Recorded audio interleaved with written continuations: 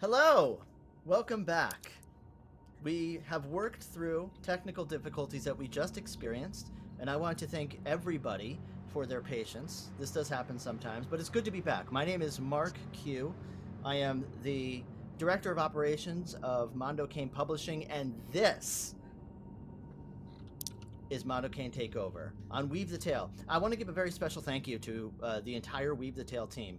They are, and I was talking about it on Twitter earlier today, how honorable and ethical and awesome they are. They work their butts off. This is an amazing channel. I've been on a couple of streams on the Dune series, and I was extremely impressed. And they were really cool to let us take over their channel one Saturday a month. So the first Saturday of every month, you're going to see us. Now, Mondo Cane Publishing has more than just 4 people. There's a bunch of us. So next month, there might be an entirely group of different people. What we're going to be doing is we are going to be playing different TTRPG titles while we are developing our own TTRPG game line. We develop traditional game settings and stories that are evocative of the strange and occult. We also provide game dev and writing services to other companies and other groups in the TTRPG industry. The game that we're going to be developing, we have not quite announced yet, but stay tuned. We're hoping to announce something within this quarter, by the end of this quarter. But in the meantime, we're going to be playing one of my favorite games, which is Kult Divinity Lost. It is a pretty horrifying game, but it's a lot of fun. But before we get into all of that, I do want to do a little bit of round robin. I want to introduce all of you to some of my favorite people of all time. And a big announcement is the inclusion of Jen Brazis as our Director of Art and Formatting. Welcome to Mondo Cane Takeover, and Jen, welcome to Mondo Cane Publishing. Yay! I'm so excited. Like I said in the earlier intro, hi, my name is Jen. I am an illustrator and graphic designer. I run Savage Sparrow Studios, which is my nerdy apparel and accessory store at savagesparrow.com. And yeah, I am so stoked to be, working on bringing the visual aesthetic of all of our Mondo Cane products to life, and creating these immersive experiences. Like it's gonna be lit, as the kids say. Yeah, so it will be lit, and some of the things that we've been talking about internally. I really wish that I can share with the world, but we can't yet. It's our But own little soon. special non-disclosure, but very soon. Mhm. Let's move on to one of my other favorite people of all time. You're all some of my favorite people of all time. Sarah Rieger, our manager of editing and quality assurance. Welcome to Mondo Cane Takeover. And yeah, welcome to Mondo Cane Publishing. Thank you. I'm so excited to be here. This is my first game of Cult. As Mark said, I'm Sarah. I am the manager of editing and quality assurance. You can see me around the internet doing tabletop RPG, APs, as a storyteller, as a player. My background is in writing and editing. My academic training is there as well. And I have a lifelong love for the strange and occult. So I think I fit right in. And my standards are high, so I'm going to be bringing that to Mondo Cane.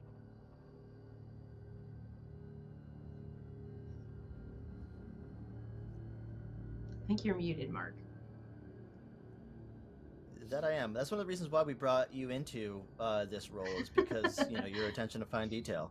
And honestly, I think one of your first, I think almost immediately, you were looking out for me and saying, actually, hey, listen, spelling error here. I'm noticing things there on website and everywhere else. So that's oh my god, it's amazing. I'm on one Um, from Go. That's just the way I am.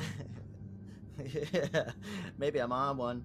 Um, and then finally, last but certainly not least, Kaylee K, one of my favorite people, who I like to call in our ongoing home game of Vampire the Masquerade, the Diamond of Philadelphia. She is our manager of Well, administration and logistics. hi. Yes, hello, I'm Kaylee Kay. As Mark said, Manager of Administration and Logistics. My background is in diversity, equity, and inclusion. I'm a project manager by day, dungeon mistress by night. Currently, I'm running the weekly D&D game for the Satanic Temple's Satanic Estate. So come check us out during services. That's on Tuesday evenings. You can visit thesatanic.estate to learn more. Yeah, we play D&D. We're in the middle of a cyberpunk 3-shot right now too, so play lots of TTRPGs there. But yeah, this is also my first game of Kult, so I'm ready to be traumatized. Let's do this. Yes, Kult is what I like to refer to as the black metal of tabletop RPGs. It's a very intense game. If you ever get a chance, take a look at the core book. It is a beautiful book, developed by the fine folks at Helmgast. They really put their all into it, and it shows. This game is not played nearly enough, in my opinion. I do want to go over a couple things that are very important with every single Kult game. We want to go over our red lines or yellow lines, the themes and tones of the game, and then we're going to identify our safe word. Our safe word is a mechanic that I actually added to Kult. I do this in every single one of my Kult games. We're going to pick a safe word, whatever that may be, when a player, not a character, but when a player is feeling uncomfortable, or if somebody butts up against one of those red lines a little too hard, or on those yellow lines a little bit too hard, the player will invoke the safe word and then take control of the scene as a interim GM. They can rewind, fast forward, fade to black, change the choices that either a player or an NPC has made to set the ship. Then we go right back into it, and it shouldn't necessarily be interruptive. It actually is a celebration of safety, in my opinion. So I don't want anyone to feel uncomfortable about using that safe word. It's a cool mechanic. If it ever comes up, then we know how to fix it. If it doesn't come up, that means we're doing a great job. So, what are those red lines? Well, I've talked to all of the players and asked them what they're comfortable with, what they're not comfortable with. I have some things that I'm not comfortable with as well. So here's what we're not going to be covering. We're not going to have any sexual assault, no transphobia, no homophobia, no racism, no slut shaming, no sexual assault. None of those things are going to happen in this game. Yellow lines. Now, these are things that can be sensitive, and we have to be very, very careful, walk on eggshells, so to speak, with these kinds of things. When it comes to harm to animals, definitely want to be careful. When it comes to harm to children, we really, really want to go light on that. Police aggression, hard drug use or addiction for things, the hard drugs like any opioid or heroin. Don't worry, Kurt Cobain's not going to show up in this game, so we're not going to be talking about that. The tones and themes of the game that are going to be included may include body horror, cursed machinations, violence, graphic descriptions of death, emotionally tense scenes, and other themes of an adult and sensitive nature. Viewer discretion is advised, and Kult is not for everyone. This is definitely a horror scenario, and Kult Divinity Lost is not for the faint of heart. So, players, what is our safe word? It could be anything. In fact, I immediately thought of. Oh, I was going to say my immediate thought was canary. You can do canary. I like that. Yep. It's sibilant with the first syllable, so it comes across like immediately with the and kind of the canary in the coal mine, as it were. Yeah, I like that. A little yellow canary in a cage that, when let out, we run, just like the canary in a coal mine. Things are getting a little too heavy and we need to move away. That's a perfect safe word. I love it. All right. So, we've introduced everybody. We're here.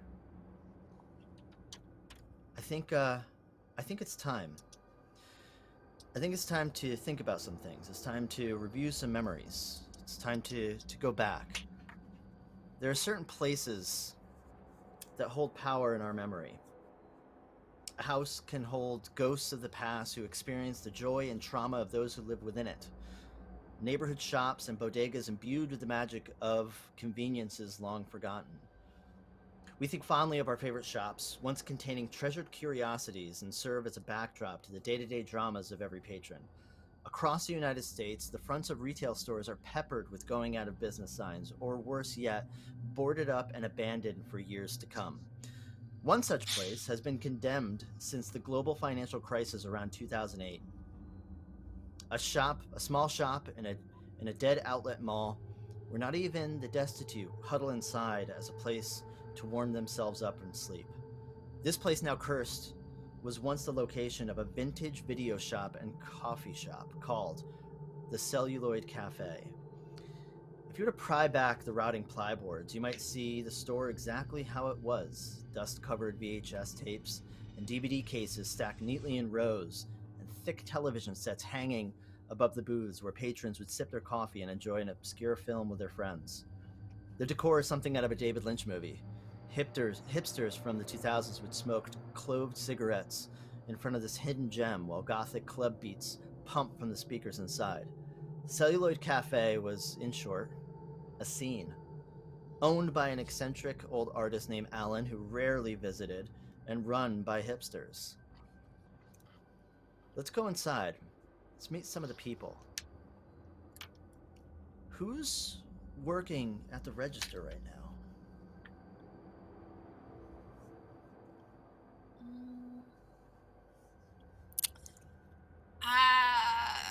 It's probably Sarah, because I imagine that Chloe is, if it's not super busy, is probably doing a TikTok video.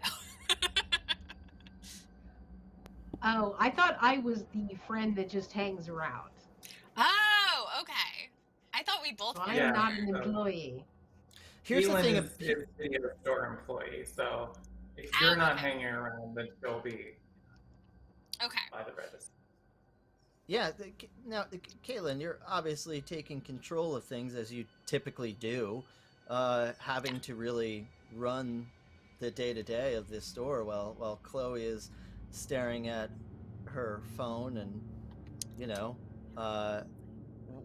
why don't you tell me what are you wearing and what are you doing, Caitlin? So I'm essentially just wearing my kind of clerk uniform, which is just sort of like a generic looking black polo. I have like a kind of a nice longer skirt underneath that, which is not out of dress code because I double checked. I have kind of just messy hair that I sort of rolled out of bed with and just kind of zhuzhed up a little bit before I got here. And I'm just kind of tapping my nails on the counter, just kind of thinking about all of the things that probably need to be done but aren't being done because Chloe's too busy staring at her phone. It's important to look good. It's important to look like you know what you're doing, but more importantly, it's important that you look good. Isn't that right, Chloe? Yeah, definitely. So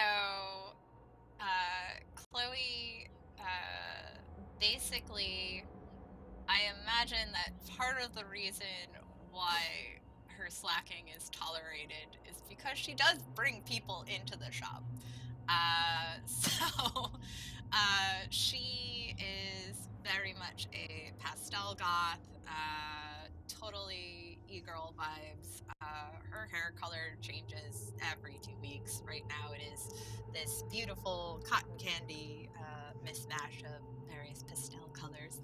And yeah, you know, I just imagine she's sort of just like, hey, Kate, where's that copy of like Lost Highway? Cause like I think it'd be super cute if I post with it. Like you can just imagine like Bowie's face like here, right? Like that would be super dope. Don't call me Kate. 2, why would you ever pose with Lost Highway? Why not?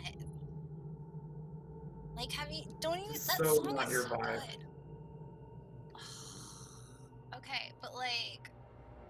I'm trying Why don't you to pose with ball baby or diversify something, my honey? brand. I'm trying to diversify my brand. Why do you have to get on my case about everything? Diversifying your brand by Yeah. bastardizing great works of art? I don't think so. What do you even mean? I don't think you're capable of understanding, but it's okay. There's a person leaning on the cafe bar, kind of watching from across the room. Angie, what are you thinking about right now?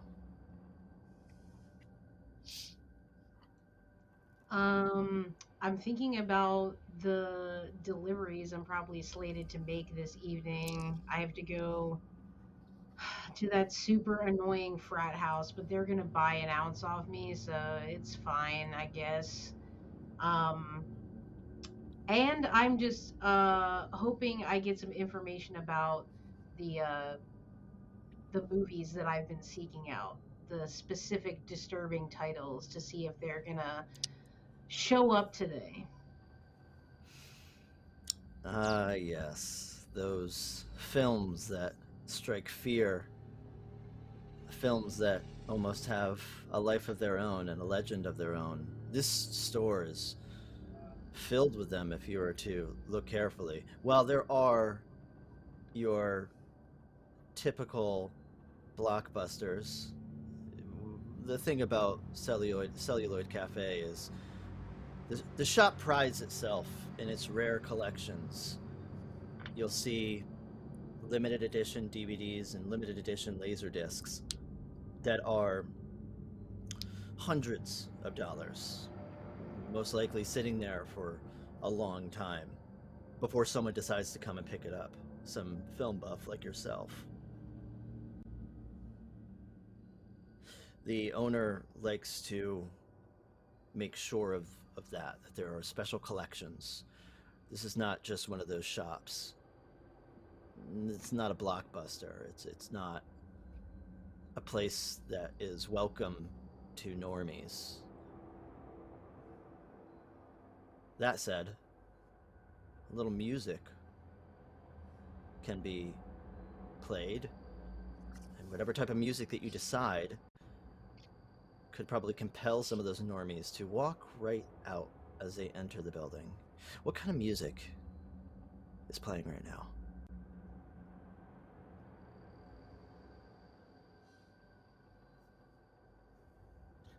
I would say probably have some kind of, like that Mongolian heavy metal. It's very, a mix of traditional throat singing and some just really, really gnarly riffs, which is not everybody's cup of tea, but it's certainly much more interesting than you might hear in said blockbuster. Truth be told, that's one of my favorite kinds of music. The tube and throat singing is stirring and exciting. Sometimes you'll hear teenagers joking around and trying to make those sounds themselves. Memories that are made here in this scene. You have people walking in and out that are wearing some of the coolest clothes, some of the weirdest clothes.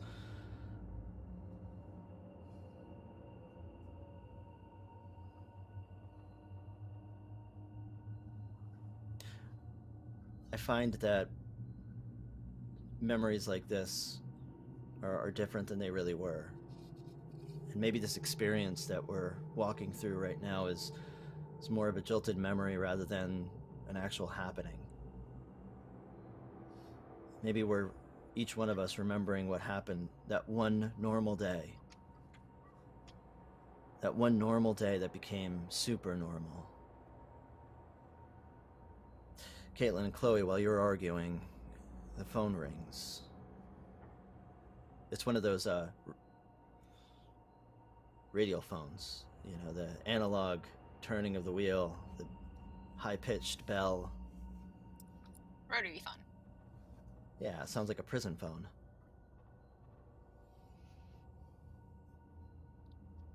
I'll walk over and answer it.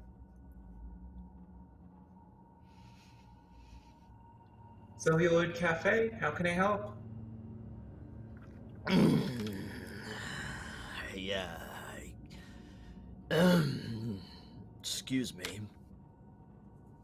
Caitlin, how is the shop? Fine. Nobody stopped in, have they, for me? For you? No. I want you to do me a favor. I want you to make a drop so that the register has $50 and no more. Do you think you could do that for me, Caitlin? Do you think you could make a drop? Of course. Yes. I mean, we are always careful to lock up if you're worried about money being stolen, but I can do whatever you need. The two of you are the only children that I can trust. I can't even trust my own children. So I trust that you will do this fine. Plus, you clean up the place when you leave, and that's greatly appreciated.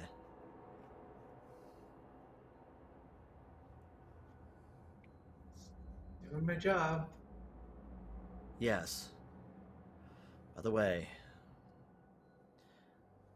the paychecks are going to be a little late this week.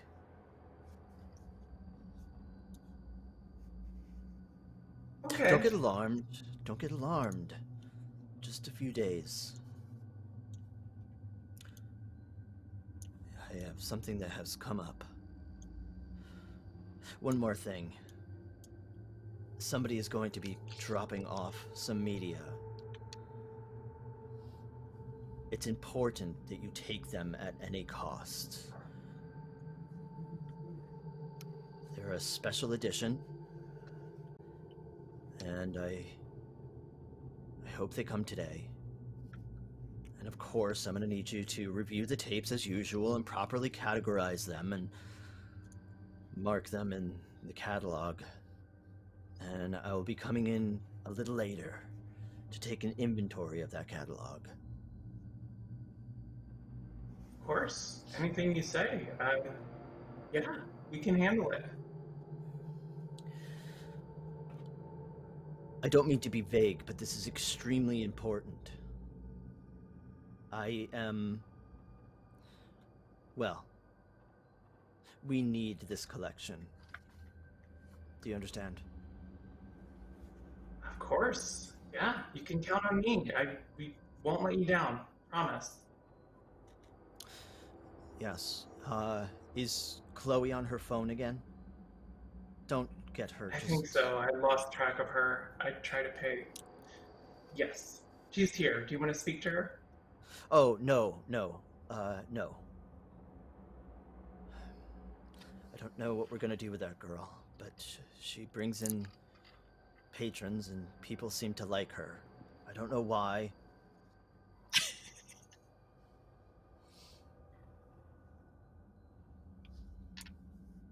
Me neither. Sorry, I was distracted watching her make the millionth selfie face.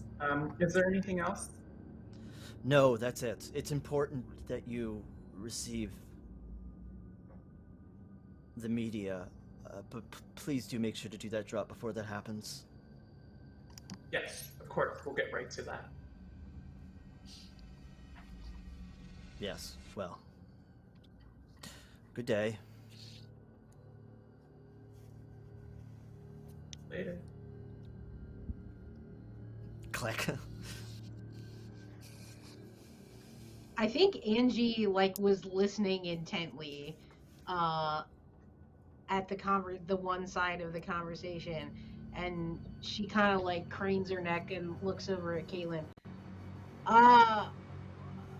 Was that the old man? Are we getting some new shit today, or?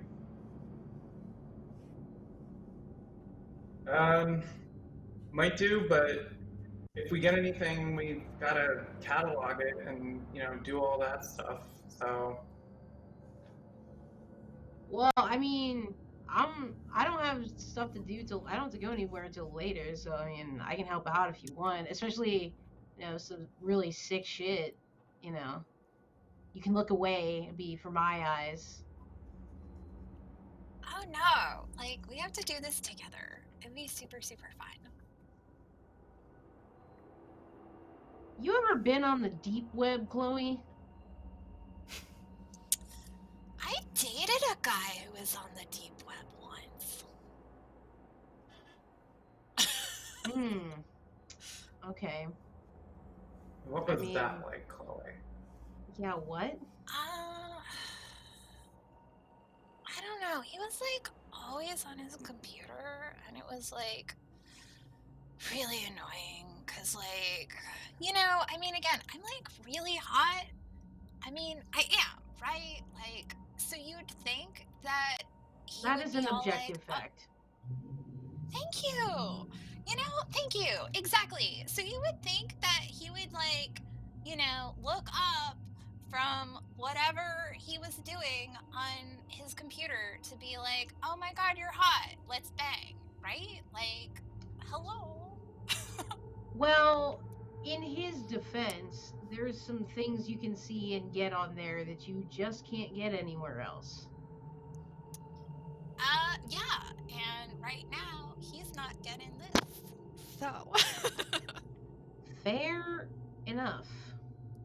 So when is this stuff showing up, Caitlin? Later is all I was told. So we have to make a drop first. So we should do that. All right. I guess I'll start cleaning stuff up then. And she would I just think start, Angie's like... going to get...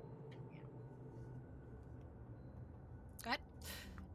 Oh, I think Angie would just, like, get another cup of coffee if there's actually coffee going right now. Maybe making some if there isn't already.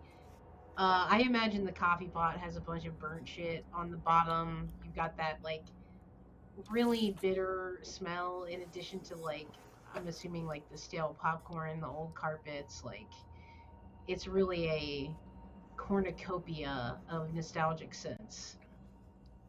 Yeah, there's various different kinds of there's a percolator. There's kind of one of those gravity percolating kind of giant chemistry set looking coffee makers. There's a French press. I also imagine there's like one coffee machine that Chloe is like the only one who knows how to actually work, which pisses everybody off. Yeah, it's actually one of those. It's actually one of those machines that have like big golden brass tubings. Yeah, I know exactly what you're saying, like an espresso machine. Yeah. Yes, a very complicated espresso machine. Mm-hmm. And of course, Alan likes his coffee a certain way, so that's probably the only way that he likes it.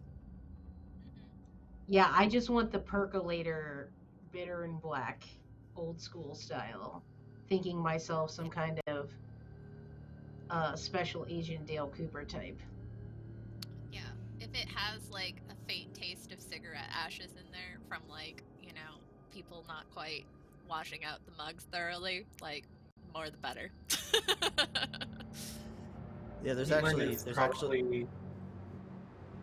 probably going to be like studiously counting the money from the register and like doing whatever she would normally do from like a bookkeeping perspective and just like make sure everything is like tidy and checked out. I wanted to ask too, real fast, Mark. Is this getting near our closing hours normally, or is this like a middle of the day situation? This is kind of a middle of the day situation. It's kind of a lull. Not a lot of people here. Really, Okay. no one here. It's really just you Okay. guys. This is kind of that weird, kind of 2:30, 3 o'clock time where there's really not a whole hell of a lot going on. So this is the perfect time to, make coffee and clean stuff up. Definitely enough time for you, Caitlin, to start counting that money and make that drop. So like, does he want us both to go? Like, are we supposed to close or like? Cause like I can just wait here and like, it's not like there's a ton of people. Like, it'll be fine. Yeah, I can make the drop, and I don't know. I guess we can stay here. I don't know. We could just as easily close it. I mean, it'd be the same thing. Yeah. Well, I mean, you're the boss. I'm just, saying like that is a thing. If I'm just saying that it's the way that you work really makes it no difference whether we're open or closed if it's just you. Wow. Ah!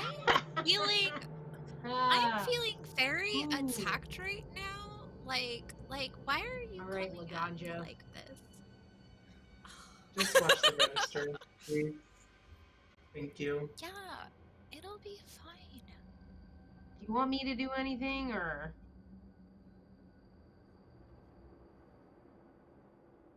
I don't know. Make sure she doesn't set the place on fire somehow. Oh, And can whatever I you're get doing on? with that coffee maker, that is very risky. And I'm waiting for you to blow the place up one of these days. So don't let her touch that. I am the only one who knows how to use it. Like, the last time you tried to do something with it, it like ended up backing up and the whole shop was filled with that awful smoke. I don't know what the fuck you did, but like you hurt my baby and it made me very sad. Like the whole Okay, I house well- swear felt that. you broke it beforehand because I was just trying to use Okay, it so as the please instructions stop told me. making excuses for your own ineptitude. It's okay. You have Oh things my that you're God. I good at, have no and I have ineptitude, things that Chloe. I'm good at. I can only listen to so much of this. Please. I beg you. Angie, you're blameless. I am going to apologize. look on the computer. I'm going to look on the computer for the tracking number for August Underground because I've been waiting for like 10 days now. I'm ready to get that physical copy. So I'm going to check the tracking number while you go. So, Caitlin, as you leave, you're reminded that this is actually one of the easier activities that you can do at this place. The reason being is that there's actually a kiosk, a bank kiosk, in the same outlet. It's really just a few doors down. It should only take you a few minutes. And you can even just walk it over to the window. There's always a person there.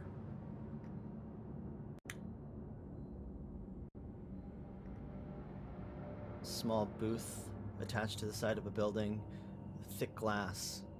It's a security, kind of a security window. The street itself has some homeless people sitting on the curb, smoking cigarettes and bullshitting with one another. Looks like they're actually having the time of their life. Bohemian lifestyle that many of us don't fully understand. Nobody's hanging out in front of the store on the other side of the street. You don't have to cross that street. You can just walk right over to that window. Easy breezy. There's a middle-aged woman with kind eyes and very meticulously put together blonde hair in that Karen haircut style. Looks like she's wearing a helmet.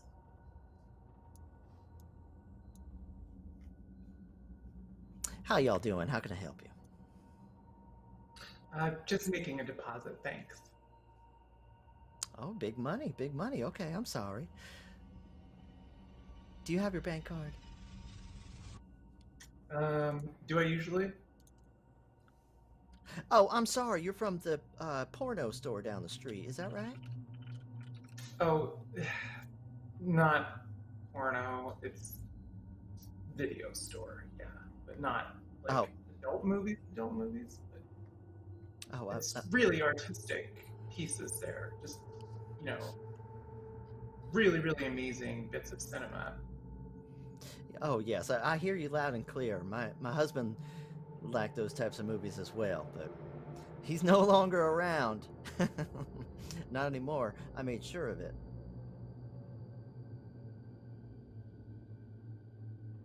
You know y'all going to hell.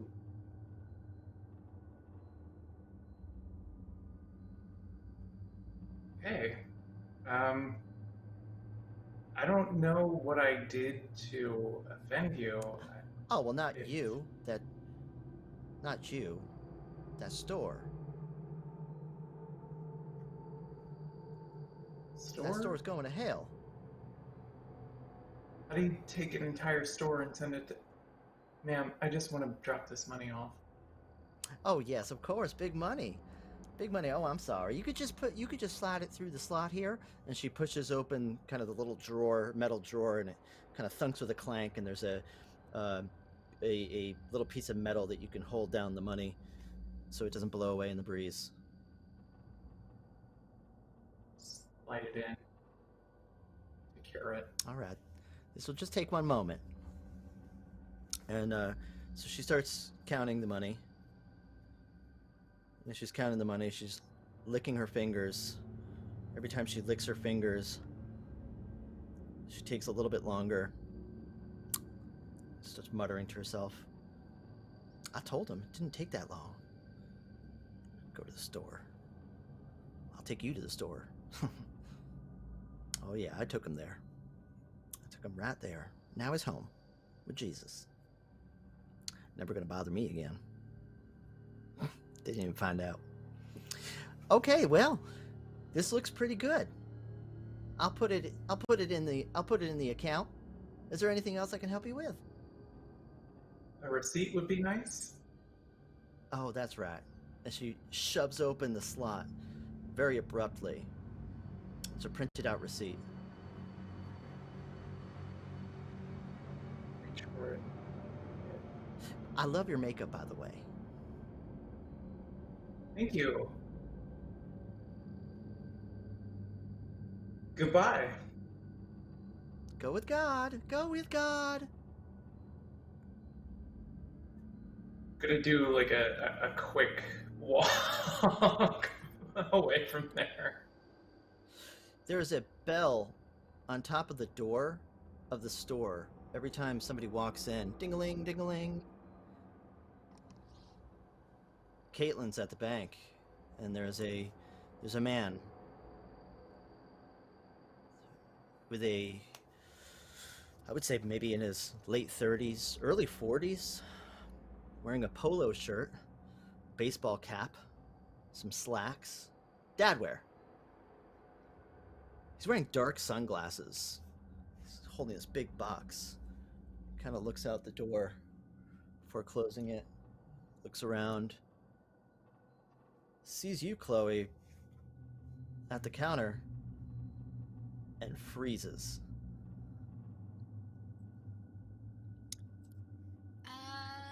Hey, can I help you? Yeah, yeah, hey. Hello. I heard that you don't just rent out, but you also buy? Do we? Mhm. Yes. Okay. Yes. Yeah, totally. Is that what you have, sir? Oh, this isn't mine. Well, it's mine, but it's not.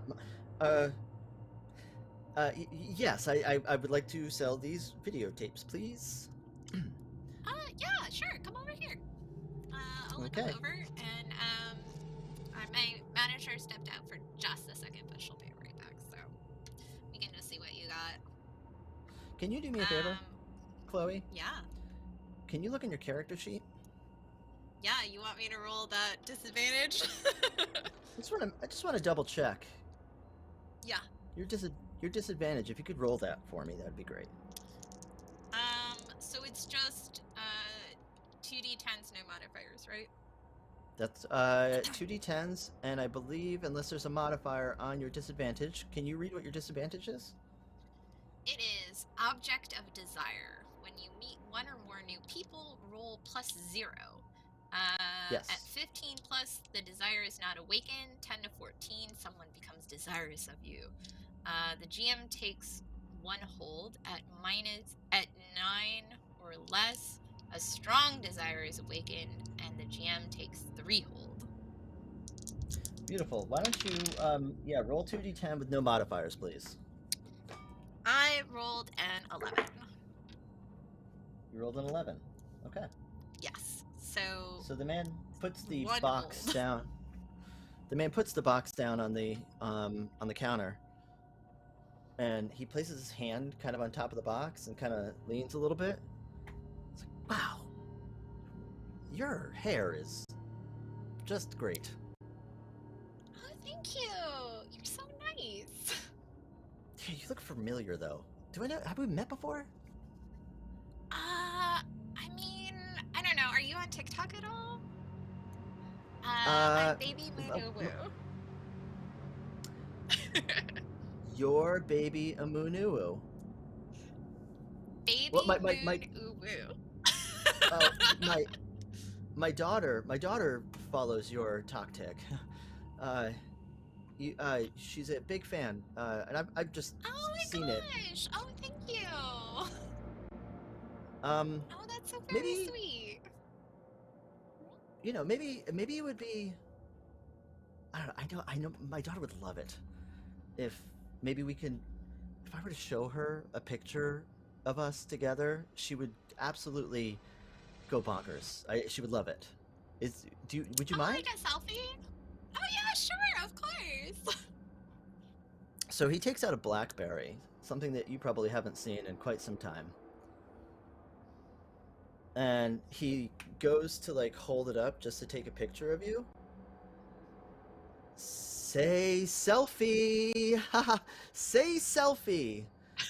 Please say selfie. What? It's a selfie, remember? Like, yeah. But if I say a thing, it'll make my face look weird. Oh, your face never looks weird. Your face always looks so beautiful. Oh gosh, you're. Hey, GM. Yes. Would I be able to observe a situation? Yes, please. I want you to. Okay. Yeah, I believe to observe a situation, you're going to roll plus perception. Yes, indeed. Okay. Perception.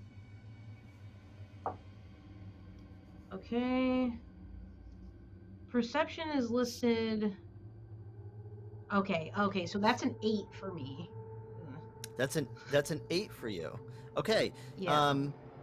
You get to ask a question. Now. There's a list of questions that you can ask, but they are often not fitting for every situation. So if there's a specific question that you'd like to ask, I'm gonna let you have it.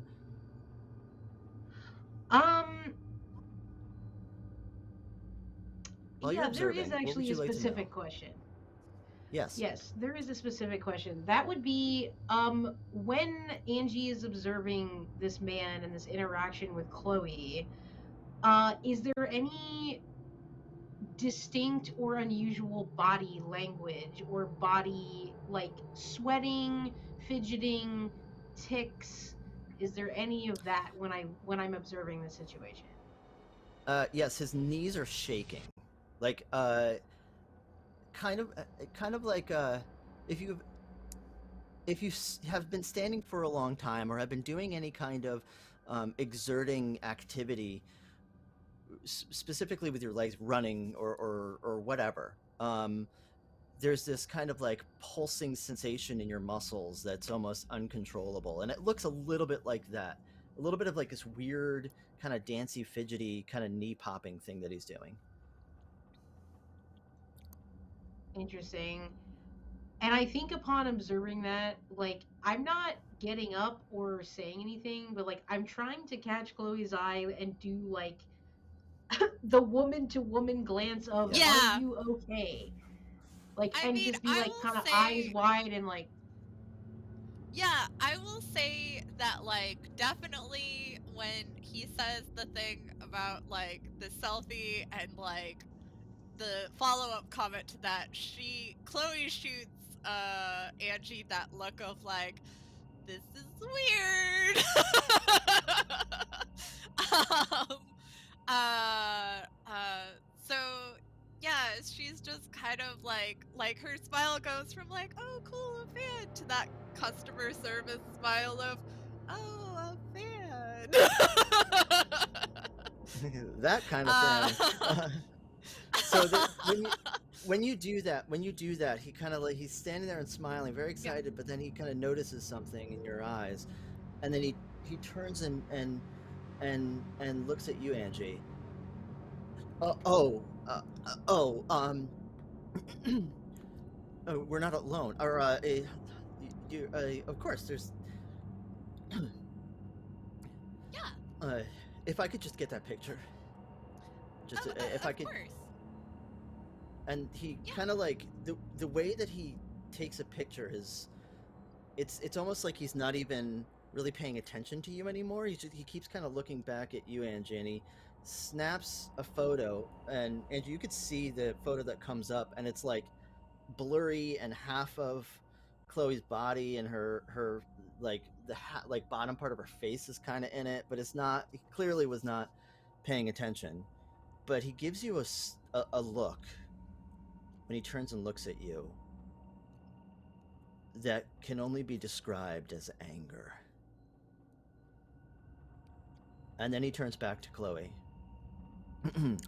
God, if I had a daughter, I would want her to look just like you. I'd like to sell these videotapes, please, if I may. Yeah, and then of course. and then we're done. I have to go back to the office. Okay. Let me see what you have. And you know, she sort of like looked through the. Oh no! There's no need. There are 50 mint condition videotapes. You could just take them. And he turns around and he runs out the store. Okay. Like, At and that I point- feel like, yeah. No, please. She's gonna, yeah. Like, I feel like when he flees like that, like, she like looks at Angie like, okay, so like, that was not my fault. of course not. You did nothing wrong. Yeah. And Angie's But you is know standing up Caitlin and moving is- closer to Chloe. But you know that Caitlin is going to find a way to make this my fault. So like, I need you to like back me up here. No, you're Okay. not giving her enough credit, okay? Like, we can all understand creepy dudes, right? You didn't do anything. You said, "Hey, what's up? Can I help you?" And then he started being fucking Yeah, that weird. was Did you see the way fucking he weird, looked right? at me? I was Like, he was focused on like, pissed. I didn't see that. I was just like, did you notice the bit about how he said he wished he had a daughter after saying that he did have a daughter? And like, what the fuck was that? Yo, I clocked that like immediately. I was like, okay, inconsistencies in the story. I don't care for that. So wait a minute. Yeah. Okay, whatever. He's not the first weird dude to come in here dropping off some shit. It's probably Yeah. just whatever. It's weird that, see, that's the danger of being like TikTok famous like you are. You got people coming in here going, "Oh yeah, I know you. Let me flex my unhealthy parasocial relationship that I've developed without your knowledge. Like, it's fucking gross, dude. Yeah. Oh my god, I I mean, need but a. it's like for the I'm most not allowed part, to hit the vape they're. in here, right? I'm not allowed. I mean, Caitlin's not here, so like, we'll spray some air freshener because like I'd like some too, please. Do you take a hit of the vape, Angie? Yeah, I do. At that moment, when you're blowing smoke out, that's when Caitlin walks in. Of course. Hey, what's up? Hey! Did everything's okay with the bank and stuff?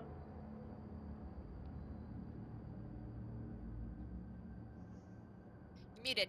I think you're muted. So I am. Anyway, everything's fine at the bank. I can see that everything's fine here too. Well, there was just a whole thing with a weird guy. Yeah. He What happened? tried to sell some videotapes and then Did you kind take them? I mean, they're right here, but I'm honestly like he was really creepy, and I'm a little scared to look at what's inside the box because like what if it's like creepy home movies of him like dismembering people or something? Ugh. Like he seemed We're like supposed that to kind I of don't know guy. what that's a real stretch to go for the voyeurism factor there. I'm I not really mean, sure that holds water. I get what you're saying, but yeah, but you know what I mean? anyway, he was Like just it's being weird to yeah, Chloe and just like asking him for a selfie and just looking really nervous and weird, and then he just bolted. So apparently there are yeah. 50 mint videotapes in He got here. well, he got really weird when he realized that like Angie was here. Like it was really clear that like once he realized he wasn't just here with me, that like like he turned. Like there was a shift. It was not okay. Are you okay? Yeah. Yeah, I mean, I don't know.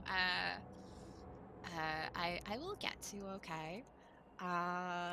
But I think you should look at the box, cause I don't want to. Well, I'm glad you're okay, but I'm also glad that you took them or got them at least, because we were expecting something, and this is apparently a very important delivery. So Really? Cause I don't know. I mean, like, I don't know if those, cause like the way it came across, it was like it didn't seem like he had planned it. It just seemed like he just showed up randomly. Like I thought he was just a regular customer. Maybe he's just a guy who took his cuck fantasy way too far, and it's just 50 tapes of his wife fucking somebody else. That could be a possibility. Oh, the too. hot wife shit is so boring. I hope it's something better than that. Oh, Well, I and don't know. Angie, I Some think, people is will gonna probably look want in to the watch. box. Yeah. I want to look in the box and see like what the tapes What's in look the like. box? What's in the You're gonna- box? What's in the box? Angie, you're going to look in the box. Mm-hmm. Are you sure? Are you sure, Angie, that you want to see what's inside of that box that man just delivered? That strange man? Do you want to know what's inside of that box? Yeah, nothing's gonna stop her for some kind of new sick novelty. She's got to see what's in here. You open the box, oh so slowly. Perhaps maybe a little apprehensive about what you might find. Inside the box is nothing. There's nothing inside of that box. The fuck? Nothing, but there is one thing. Hair. Clumps of human hair. Blonde, green, blue, violet. Not a lot of hair, but enough.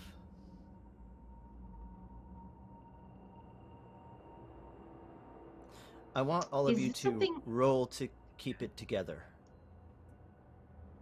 Assuming you all see the clumps of hair inside of the box. Especially you, Chloe, because some of that hair looks very, very close to the colors that you like to use. What is the keep it together roll? Willpower, please. Just willpower. Okay. That's a 3 for me. Perfect. It's gonna be an 18 for me.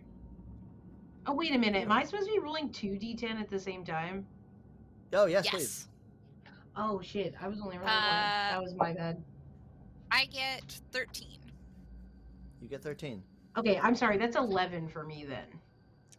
That's 11 for you? Okay. Yeah, upon rolling that second d10. Okay, well. So, Chloe, 13. Caitlin, 18. Angie, 13? 11. 11, I'm sorry. Yeah. Okay, so, can you do me a favor, Chloe, or Angie? Can you look at your disadvantage? Yeah, sure. And your particular disadvantage involves keeping it together. Yes, it does. And because Acid flashbacks. Especially with stressful situations that are uncomfortable. Chloe, you're not upset. You're more pissed. This is probably not the first time that you've had an overzealous fan try to give you something weird. Again. What in the... And why is it always my fucking hair? Is that your hair? At least some of it is.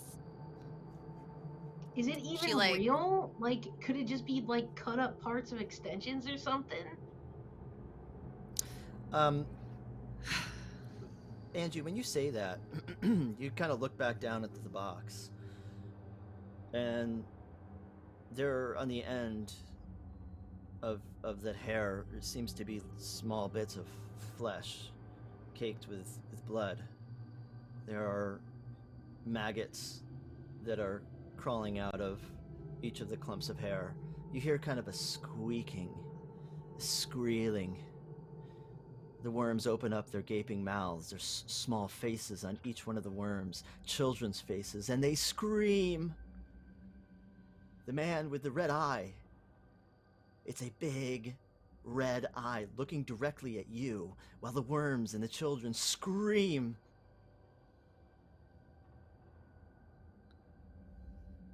Caitlin, you're fine.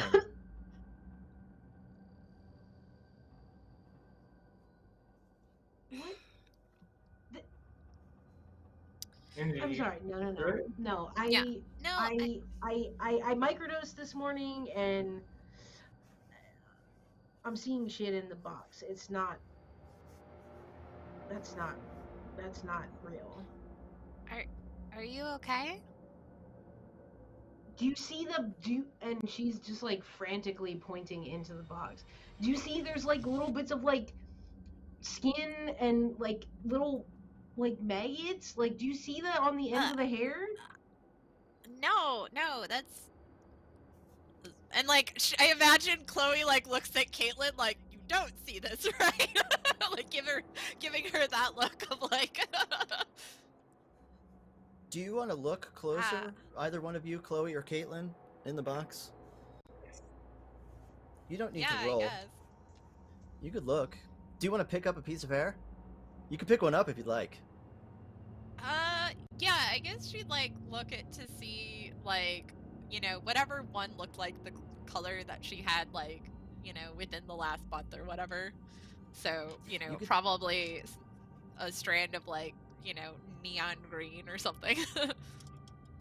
Angie, you see Chloe hold up a piece of hair not a strand, a nice clump of hair, and hanging on the end is not a bit of flesh. There are no maggots screaming. Of course, there's no man with one red eye looking at you. That's ridiculous.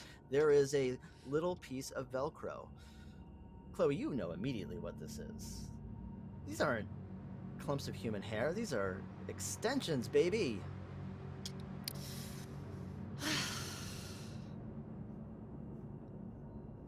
So now I'm even more pissed off because it's like he was just trying to freak me out? Like, what the fuck? You wanted it to be real hair? Well, no, obviously I didn't, but it's more the point that he like went through all of this stuff to like just Okay, so and Angie is trying to like ground herself in reality. Like, my feet are on the ground. I feel the palms of my hands. I smell the burnt coffee, and just trying to be like, okay, I'm real. I'm here. I know what's going on. I have no more water, but I will do so when we get back from break. Okay, so it's just extensions, but yeah. So then, Caitlin, this wasn't the delivery. Then this wasn't the thing that's supposed to come. I guess not. It's just one of Chloe's freak fans.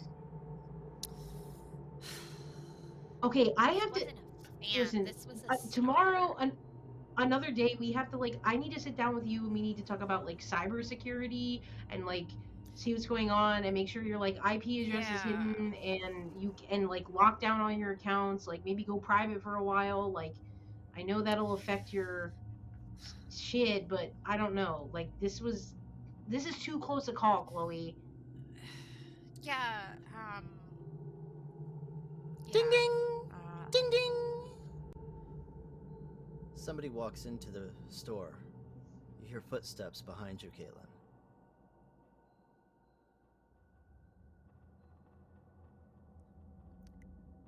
Hi. I'm here to see Alan. Yes, I'm here to see Alan. There's a... I have a collection He's that... not here right now, but we're happy to accept the delivery. He's not here. No. The man is wearing a suit. It's a really nice suit. Very expensive. Chloe, you notice. Do I have to roll again? Nope. Yes, well, I guess this will do. He pulls a briefcase. Actually, not a briefcase. A big can. And he puts it on the desk. And I think with that, we're going to go on break.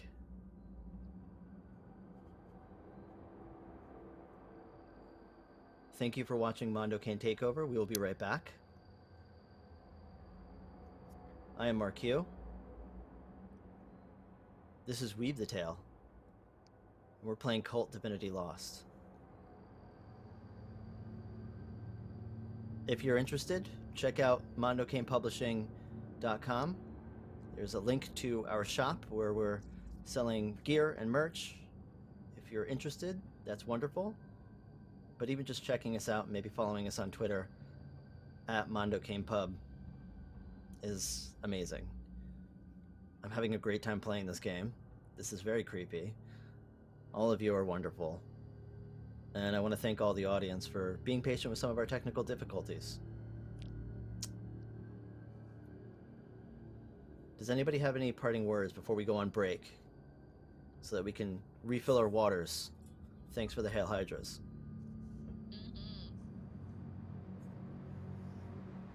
It's fine. That wasn't real. Yeah. It wasn't real. I'm just seeing things Everything's again. super okay, and I'm sure that, you know, nothing bad's going to happen. We're gonna just have a regular day with these videotapes that we got from our boss, who cares about us. Yes, this is going to be such a super normal day. A very super normal day. Yeah. We'll be right back, everybody.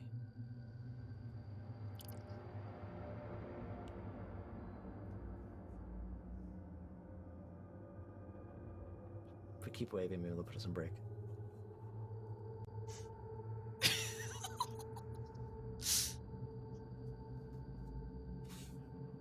Keep waving. Keep waving. wave harder, girls.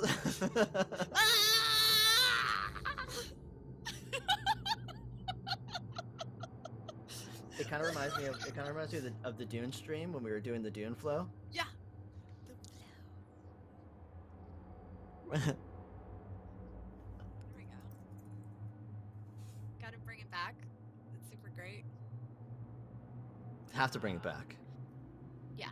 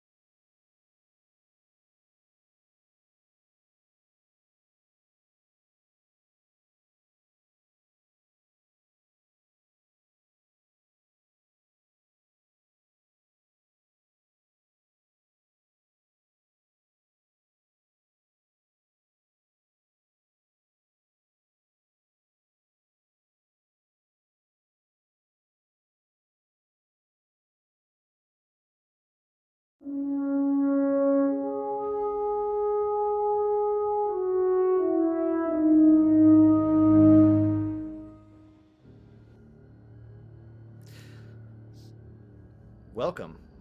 Welcome back. Welcome back to Mondo Cane Takeover at Weave the Tale. I want to remind everybody, if you're watching this on YouTube, make sure that you subscribe. Go check out twitch.tv/weavethetail. Go to twitter.com/weavethetail. And if you're interested in what we're doing here, if you like what we're doing here, it would be awesome if you checked out mondocanepublishing.com. We're in the middle of playing Kult Divinity Lost, for those who have just joined us. And a man just walked into the Celluloid Cafe. Very well-dressed man. Very expensively dressed man. You could tell by his shoes. That's the giveaway. You look at a man's shoes, you know how expensive they are.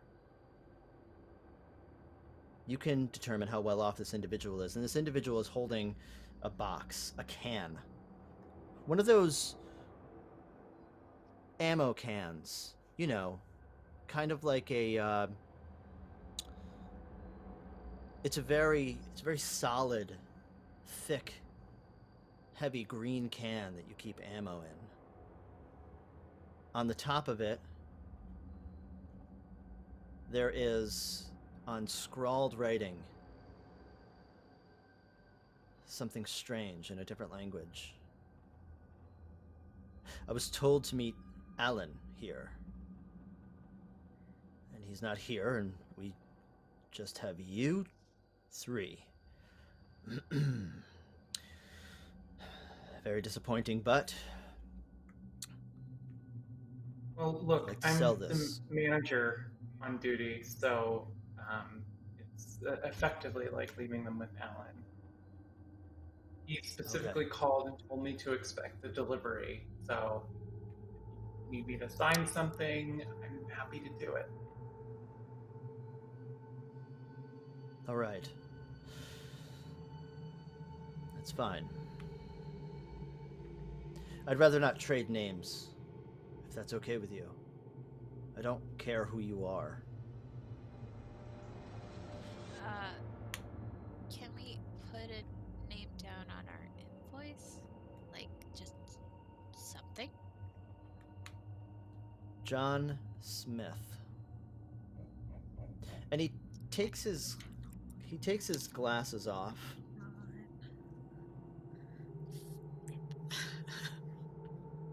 His eyes are dark and sad.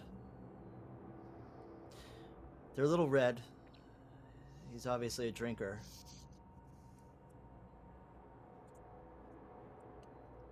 And the song changes on the radio, in the stereo system. There's a skip in the CD. I am the father of nothing. I am the father of nothing. Over and over again.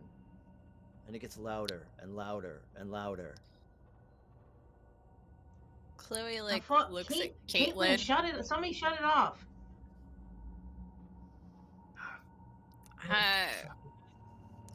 Yeah. I'm sorry, I don't know who the hell put this on the playlist. Let me go find Yeah, it. what?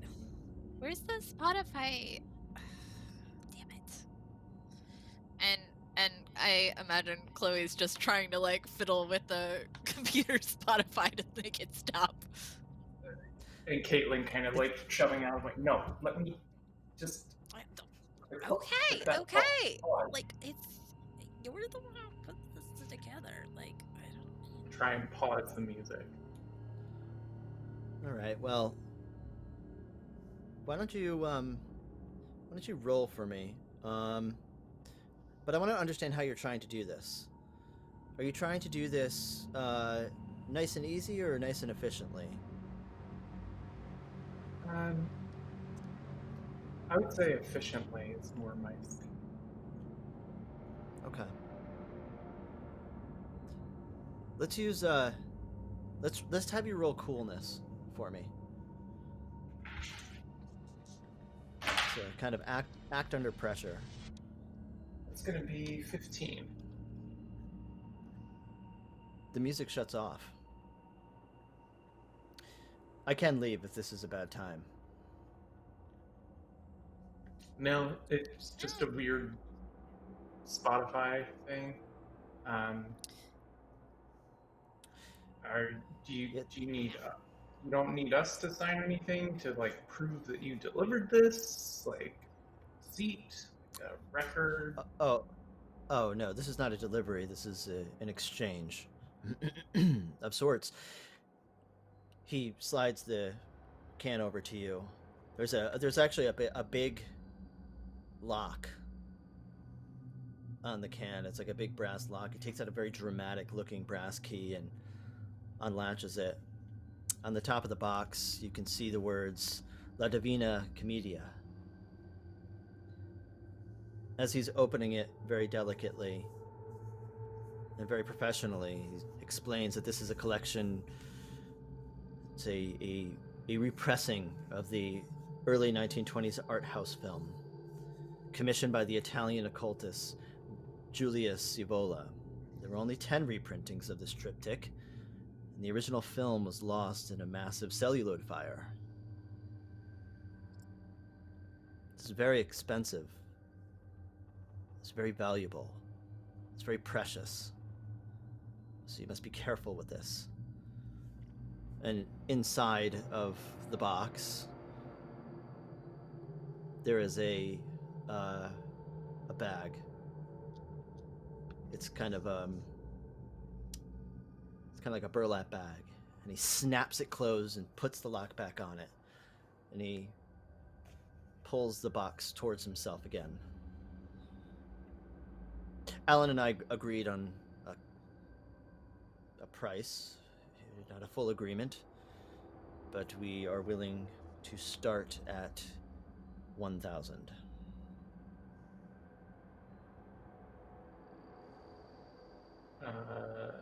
Well, he told me that this was just a delivery. I don't have $1,000 to give to you for this. I literally just put all of our money in the bank. So anything that you worked out with Alan,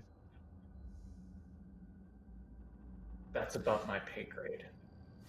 Well, my dear, you are representing Alan in this conversation, and we are willing to negotiate. Alan is not here. It probably would be more comfortable for all of you if I was having this conversation with him, but here we are. I'm having the conversation with you three. As I said, it starts at 1,000. Okay, John. I have $50 here. And what about your friends? I don't carry cash. Shame. And he's staring right at you, Caitlin. And your other friend?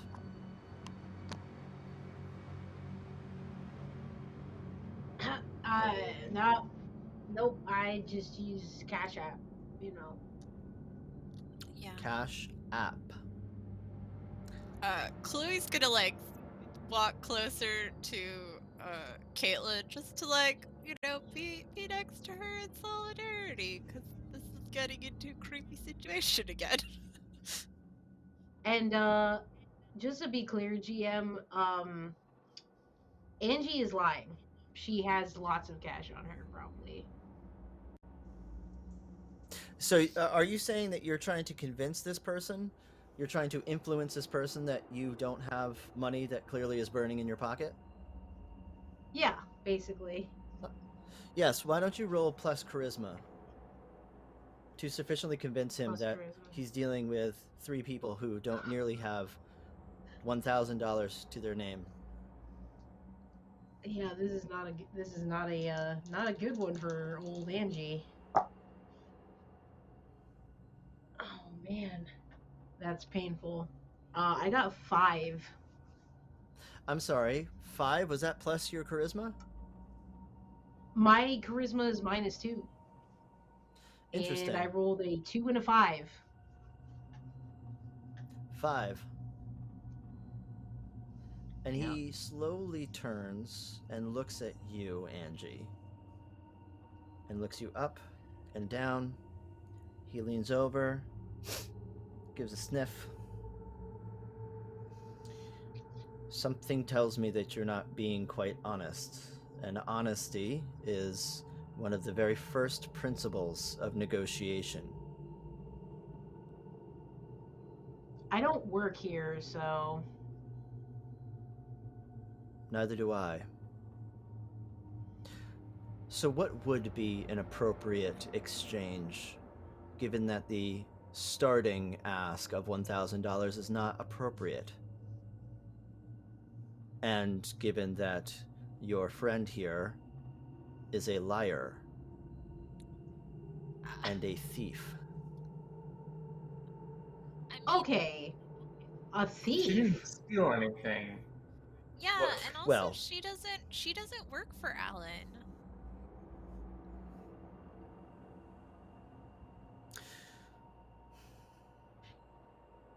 You want someone to represent Alan in this conversation?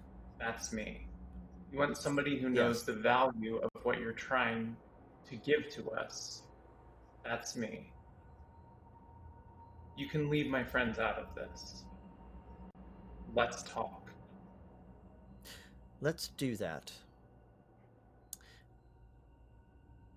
As I said, your friends here are obviously not part of this conversation, and you are the representative in this exchange. You're trading one thing for another. The proposal is $1,000 of currency.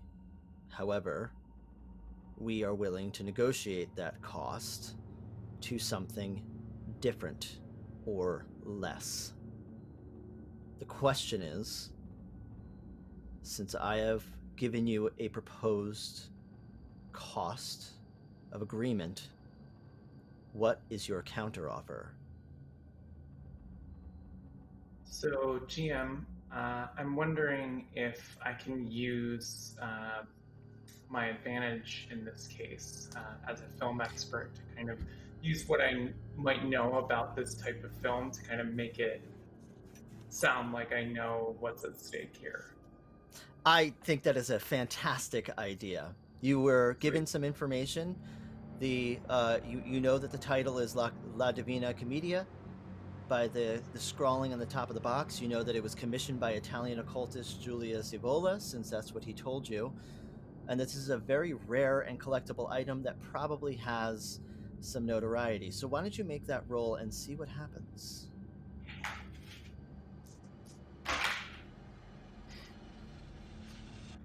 That's a 4. That's a 4. How do you utilize this advantage? What do you say? What do you do?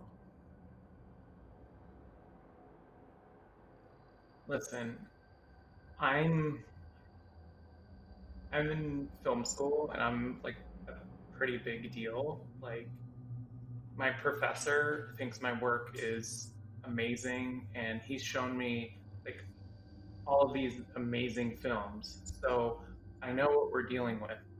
And I also know that you're probably not going to be able to sell this to just anybody. Alan is probably your only shot for miles around. I have $50. Film school. Film school. And you're a big deal, you say?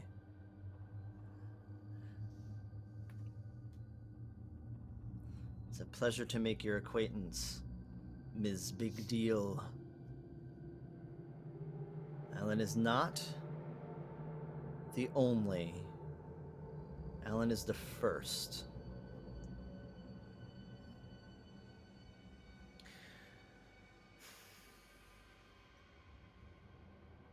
I am willing to compromise. I realize that my demeanor is very cold and tends to make humans uncomfortable. So I'd like to make you more comfortable by loosening up this negotiation. $1,000 is the cost of many things.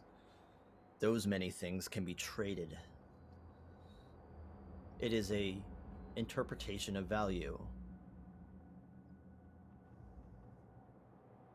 Perhaps I'd be willing to allow for a trade of something that you hold valuable. Doesn't have to be $1,000. As I said, the starting cost was $1,000. What are you willing, on top of your 50 American currency, are you willing to offer on the table? If this was poker, I would take my watch off if I were you. I don't wear one of those, but takes off her necklace. This was a gift. It's worth what? A good bit. Emotionally, why is it valuable? It's valuable to me because someone special helped me become a big deal, gave it to me. The professor? Yeah. I've met many of those types in my time here, and often they are shiny and fun and offer promises of the future, but they are tired, sad, and manipulative, and you have a brain and, seems to me, a very bright soul. Don't let yourself become imprisoned by those who wish to feed their own egos. And he grabs the necklace from you. This covers 1/3. And he turns and looks at Chloe and Angie.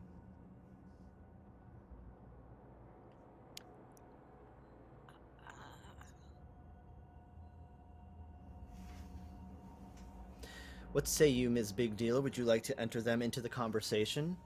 As I said, 1/3 is covered. There is still 2/3 left. And so far, you're doing swimmingly.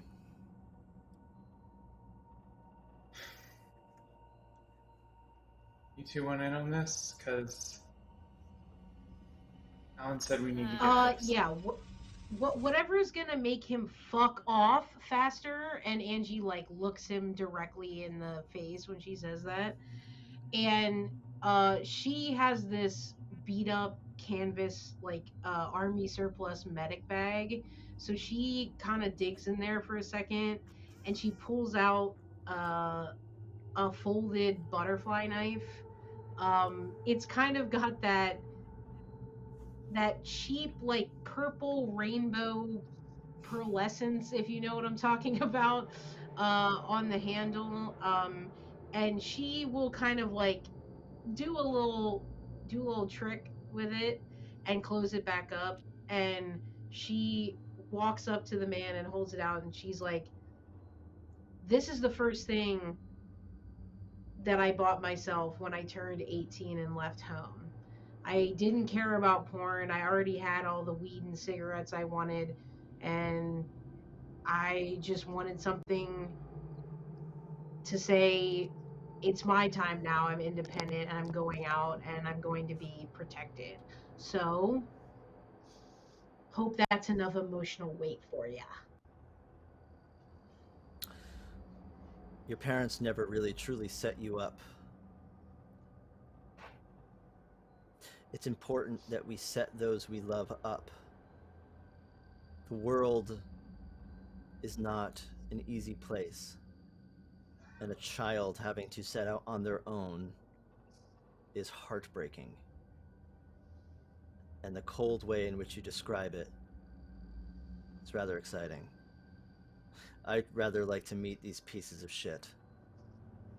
And he takes the blade from you, and he does,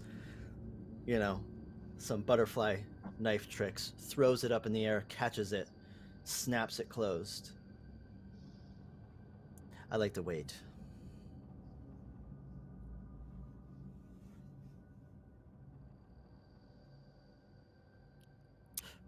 Now you, pretty.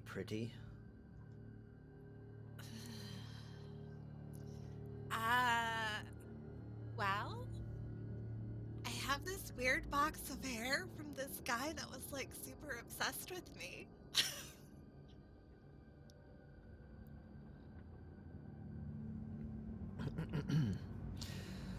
That happens a lot, doesn't it?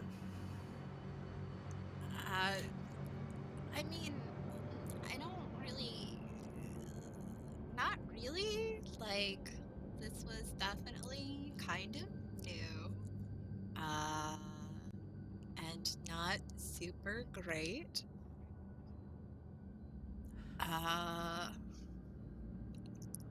and, you know, if you're looking for emotions, I guess obsession is one, right? Obsession is definitely one. You know that look that they give you when they look away? When their face turns red? When they look like they're changing the way in which they walk, as if it takes every bit of their effort to move one foot and the next, because they feel more seen by you than you feel of them. You know the ones that don't look away? The ones that keep going, that keep staring. The ones that give you the attention.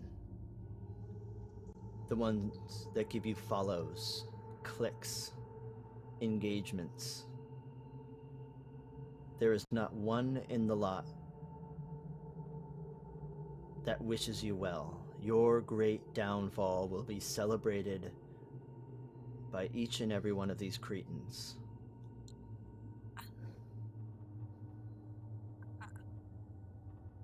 And he takes the hair. I think this is a great trade. I think that this is a amazing and sufficient exchange. Ms. Big Deal, you may be useful yet. And he slides the box over. He puts the items in his pocket. He turns around and he walks out.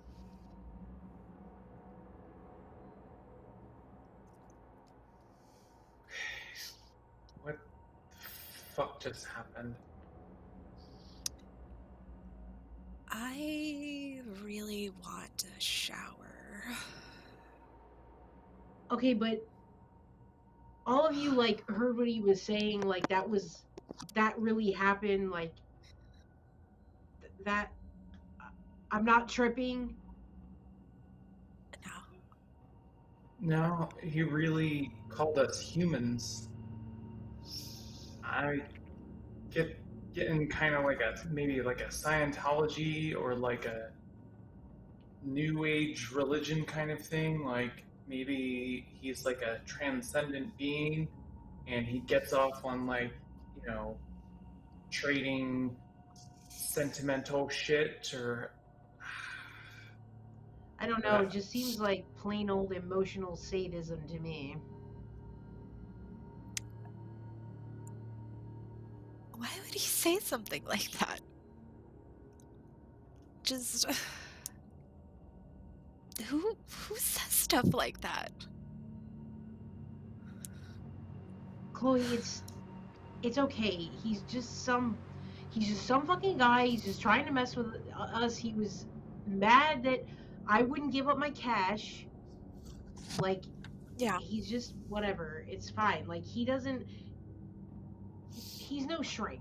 he just trying to sound pretentious and cool. Like he just wants to Some fucking mess new with us. age That's it. drifter, or like, I don't know, some Scientology derivative, or fucking, I don't know, like keto bro or something like that. Who the fuck knows what he's headed to do now?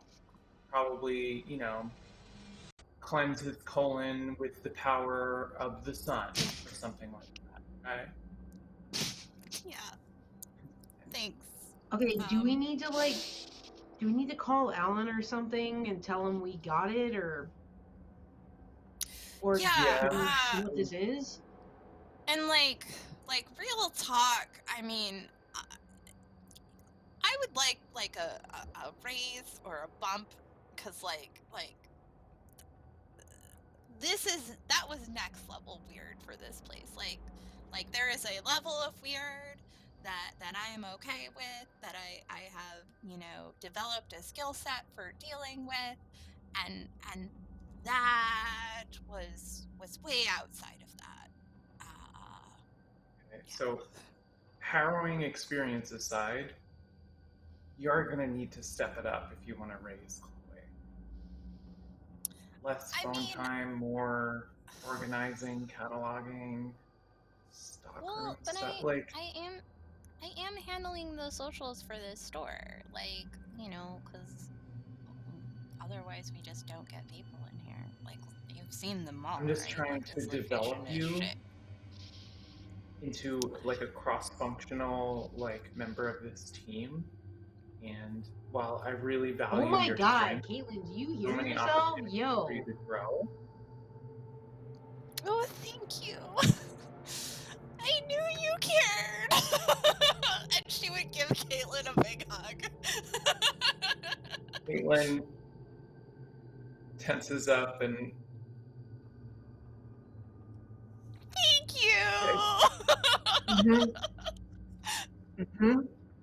Angie's sort of just looking on, confused at this kind of mundane conversation after this really strange occurrence. And Angie, I think, is very focused on the items that were the green ammo can. Yeah. So I guess we have to catalog it, right? And review it to make sure. Oh God, what if he gave us a fake? What if we went through all of that shit just for him to give us some bullshit? Well, let's just find out, and then we can. Yeah. Though he was wearing Ferragamos, though. You saw that, right? That was weird. Who in this town can afford those? nobody from here anyway.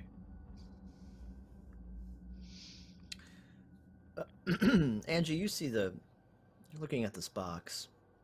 The carving on the top looks like it was carved with a nail, a big, thick, rusty nail. There's nothing really well put together on this. It's got a patina on it as if it's been through multiple fires. It truly feels like an artifact or some kind of reliquary is sitting on the counter. All the mundane things around you and the mundane conversations that are happening is in juxtaposition to the weight of this box.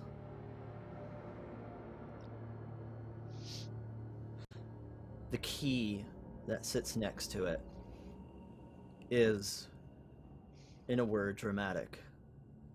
It looks like it should be unlocking a gate to a secret garden or a haunted mansion.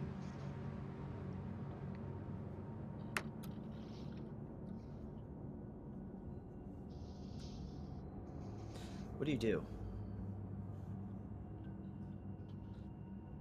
I think Angie really kind of gulps and is just like, I think this is some real shit here. I don't think this is some fake thing. Plus, it. Alan knew about it beforehand. Like, Yeah.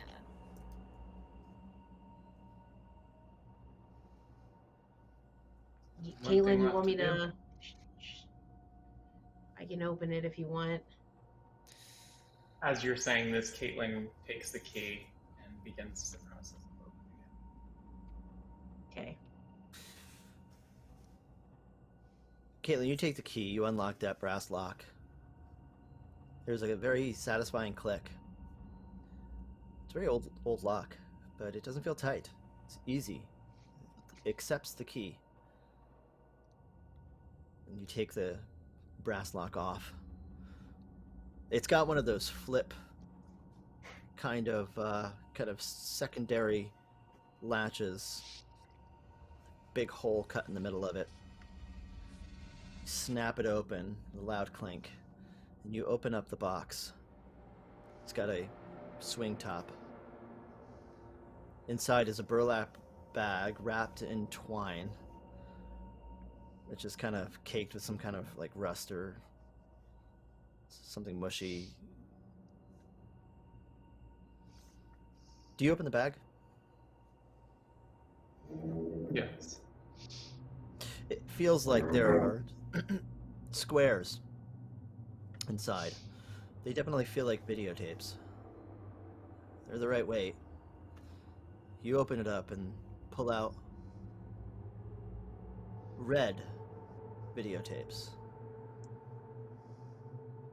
And in simple serif font, black letters on each one, Paradiso, Purgatorio, and finally Inferno.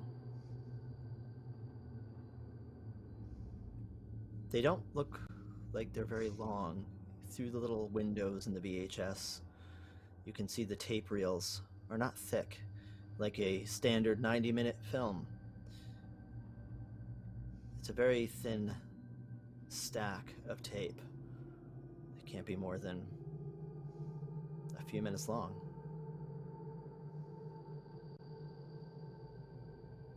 The temperature feels colder in here now. Just slightly.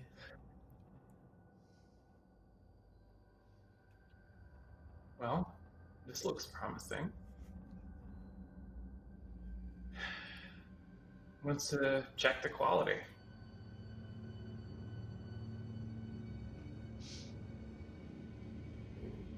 So what do you do?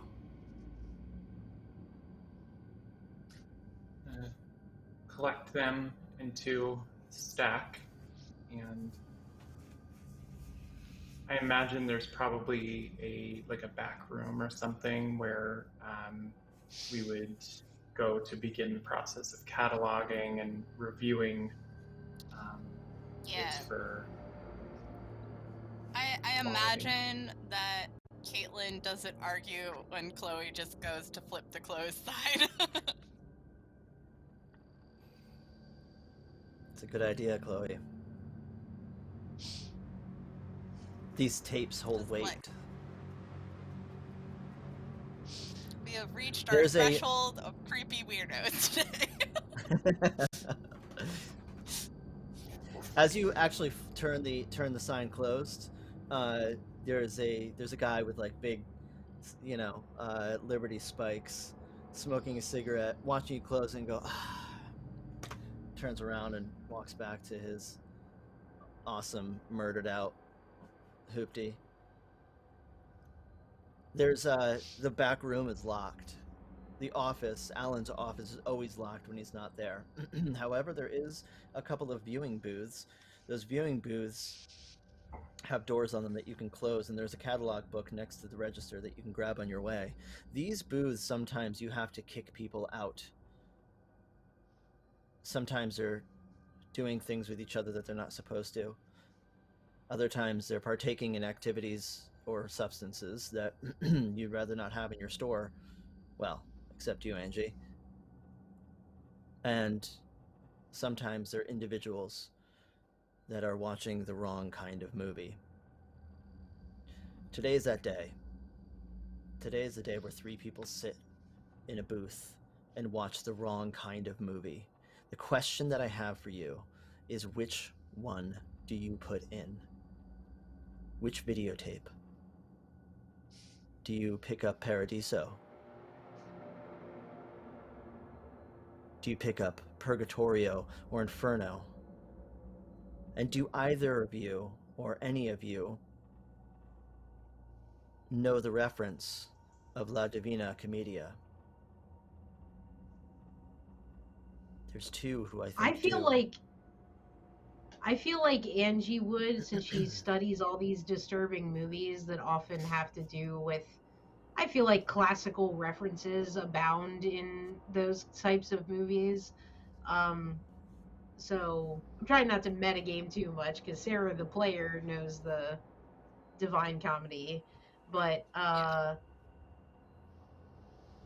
Chloe think does Angie not. would, at least a passing. She's probably never read it, but she knows what it is. Caitlin, on the other hand, has probably read it, written the book report on it. Yeah. Chloe gotten a gold probably star. dated somebody named Davina, like, and that's as close as she's gotten.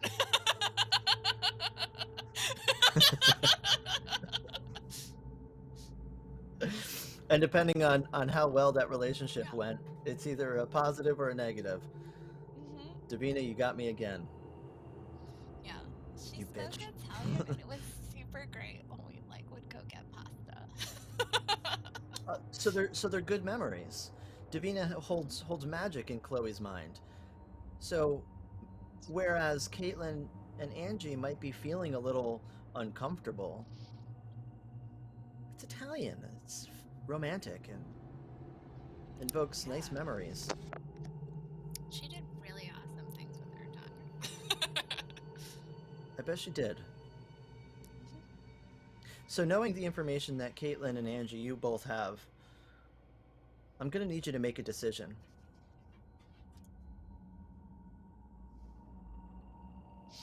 The way this decision feels heavy.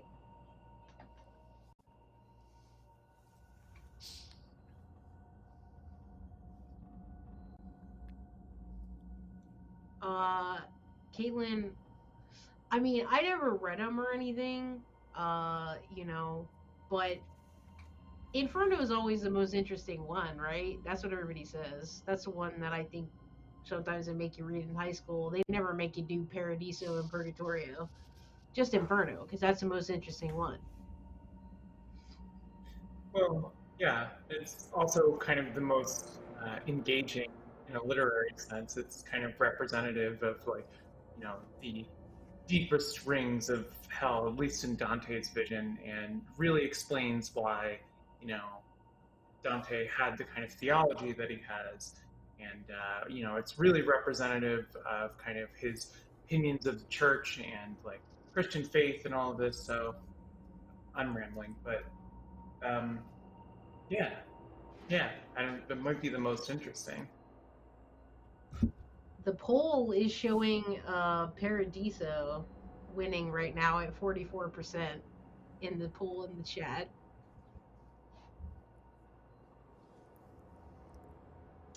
Which then again, we could start at the beginning.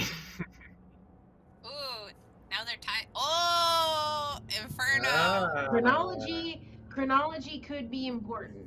Chronology could be important with these films. So maybe it is a mistake to skip right to Inferno. Oh, now Inferno's taking it again.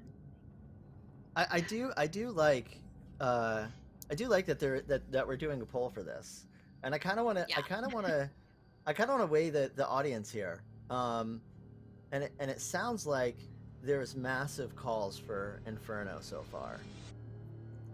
It's winning now at 53% with 8 votes. Let's do this. It's halfway down. Thank you guys for the subs earlier. Yes, thank you for the gift subs, Big Dad. Appreciate you. Thank you. Big Dad is amazing. Big Dad Industries, I believe. Correct me if I'm wrong in chat. Yes. Ben, because you're great. Check out his streams because they're always fantastic. I'm gonna let's let this vote go. You have a chance to vote for which videotape that they watch, whether Inferno, Paradiso, or Purgatorio. Someone wrote Divina, but I'm pretty sure we could just count that as Purgatorio. Which one would you Yeah, want that's what I them figured. to watch? I mean, it's I'm gonna definitely let this there's go. some contention here. Yeah. Lots of Thanks, Big Dad. chance of hell. hell. There's a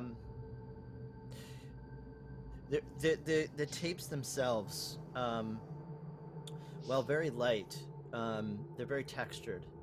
There's almost this waxy kind of material on them, as if they have been at one point encased in wax.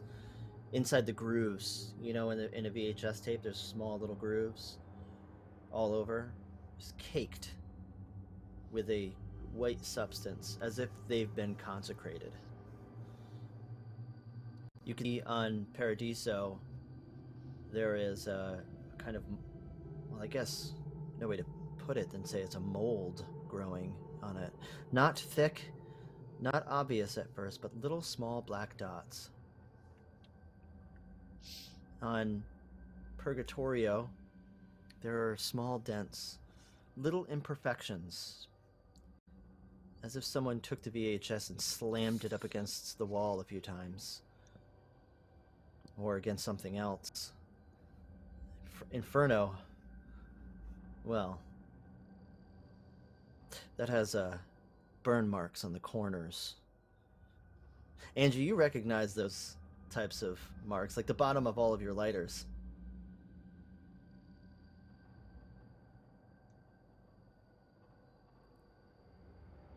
I think Inferno And I think that take it. I think we've reached statistical significance here.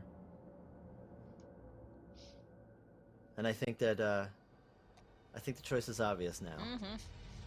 Yep. So why don't you tell me, which tape do you pick up and you put in the VHS player in that small booth?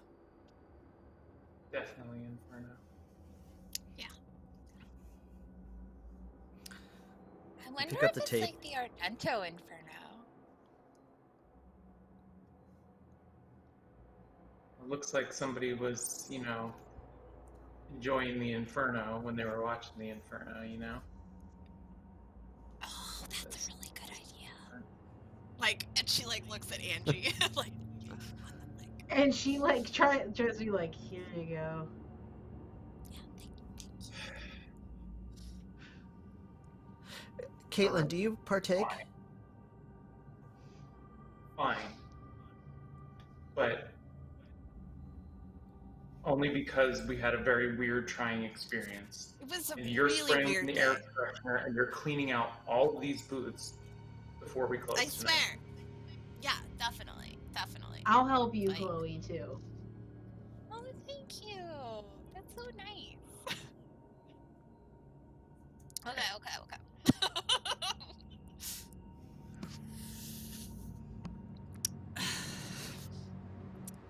Okay, I feel better now. And she'd pass it.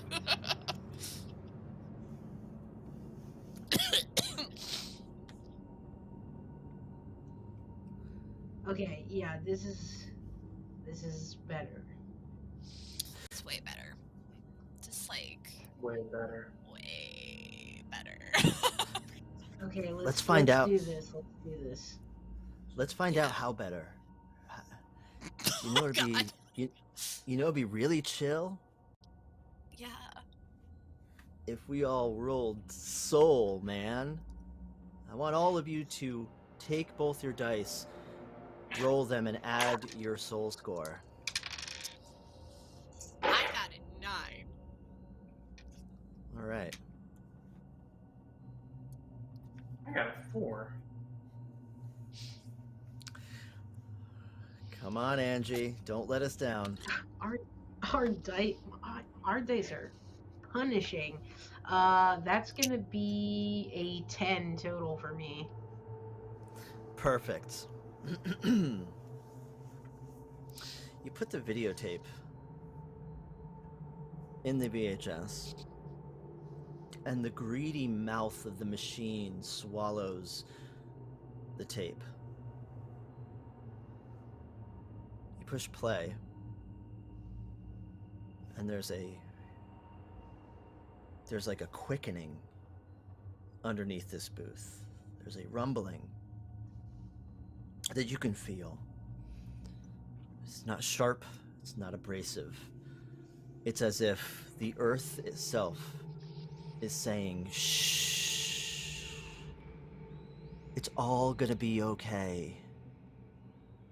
Just close your eyes, dear. Don't look. Look away. Look away.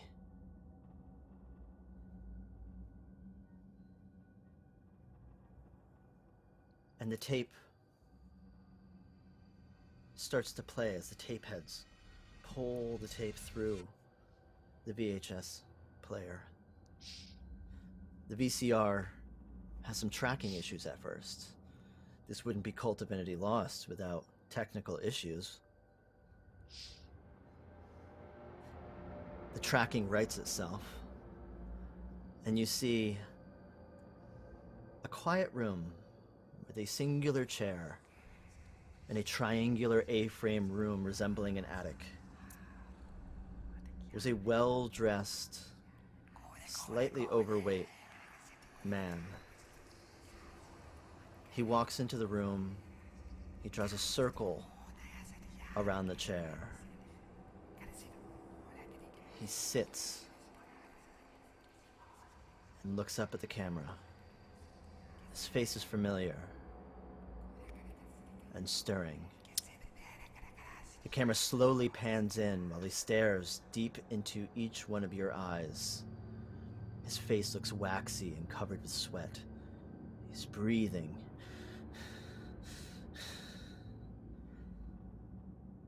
He repeats the same thing over and over again while a bell from above, almost from above your heads, rings repeatedly.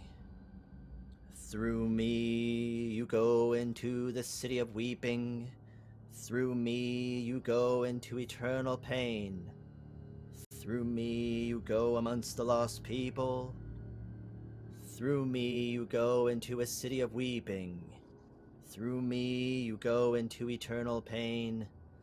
Through me you go amongst the lost people. Over and over again. For 5 minutes. You can't look away. It's soothing and rhythmic. His tones change every so often.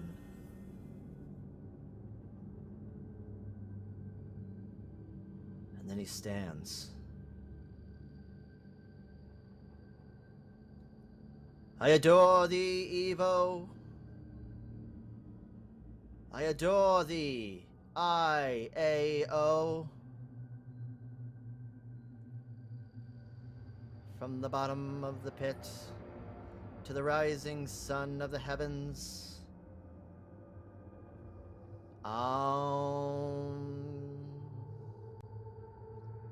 And the bell rings one final time.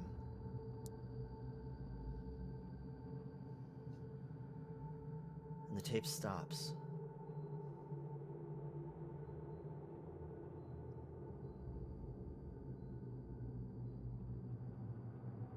And the TV turns off. And the lights turn down.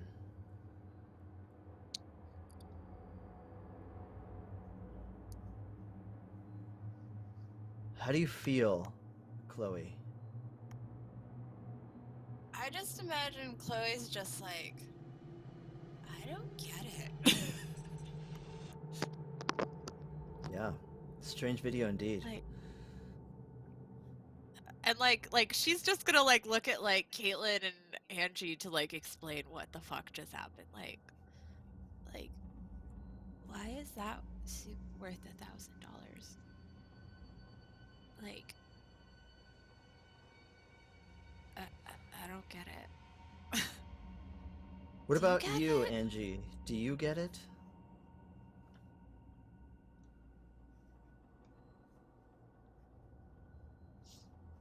Something I feel like is stirred within her soul. I feel like this is reminiscent of her heroic psychonaut trip that she took, where she saw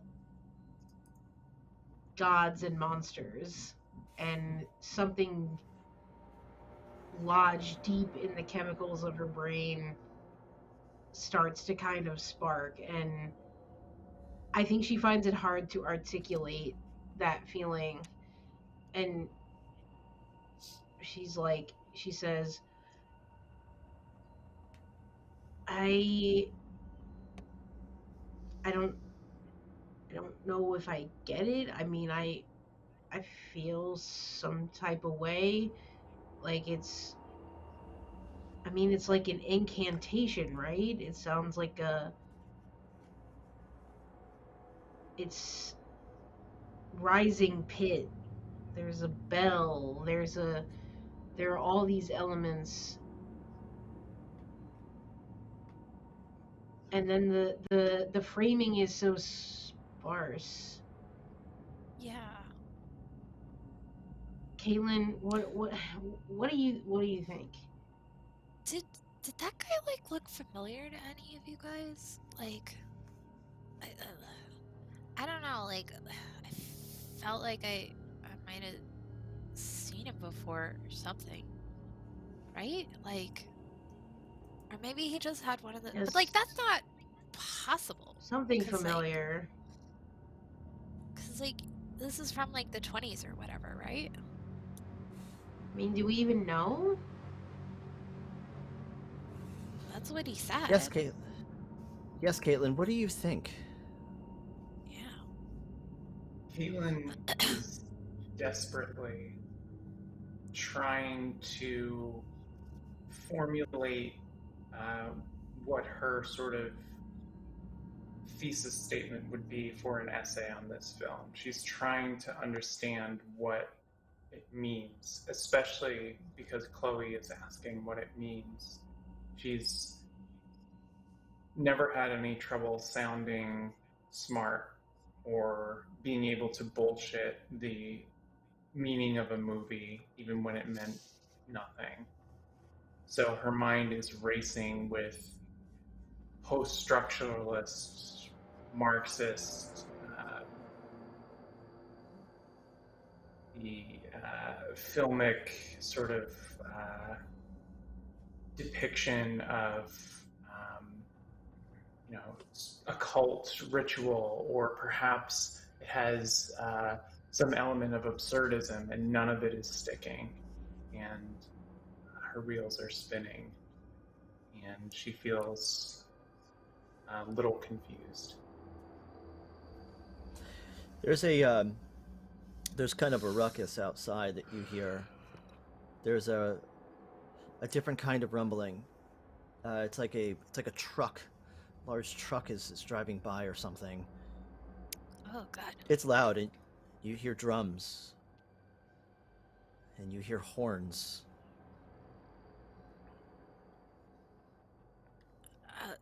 Should we go check that out? Yeah, fuck, there must be something going on outside. Yeah. You walk through... Can I just stay here? Angie, do you want to stay I there? want to go out. I You don't want to good? go. Okay, I'm just gonna stay. Yeah, just let me stay in here. I took too hard of a hit. It's fine. Okay. Do you need a hug? No, I don't want to hug. Please do not touch me. Okay. I'm fine. I'll hold down the fort. Just go check it out. Okay. And So the Chloe would two follow of you? Caitlin. Yeah. And Angie, you're staying there? Correct. Enjoy the time by yourself, Angie. And Chloe and Caitlin walk out through the store. The store's different.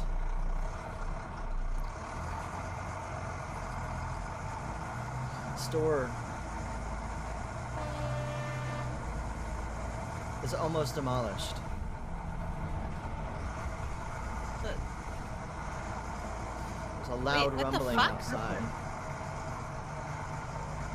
Chloe, did you lock up? What the fuck? Yeah, you saw. Like, like, we would have heard if all of, like, there's, like, and she, like, holds up a brick, like, we would have heard this, wouldn't we? Right?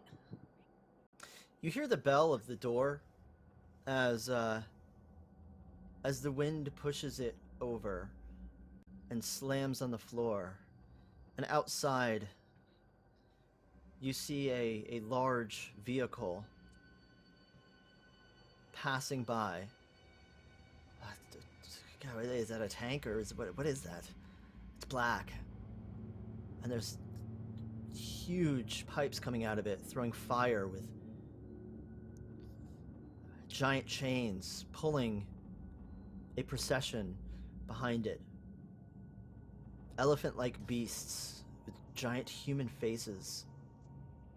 A choir of low tones, dual tones, very similar to that Tuvan singing that you were listening to earlier.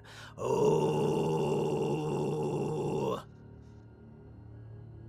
There are Chloe just strange grabs Caitlin's arm, like as that, like, lifeline of, like, are you also seeing this kind of face? Grabs back, almost understanding that and echoing back, yes, I see this, do you see it? This has to be, like, Angie rolled something weird into that joint, didn't she? Something weird like, in the weed. yeah. It has to be. Yeah, It has to be. yeah, definitely. Okay, so we'll just go back to the room, and everything's gonna be fine, right?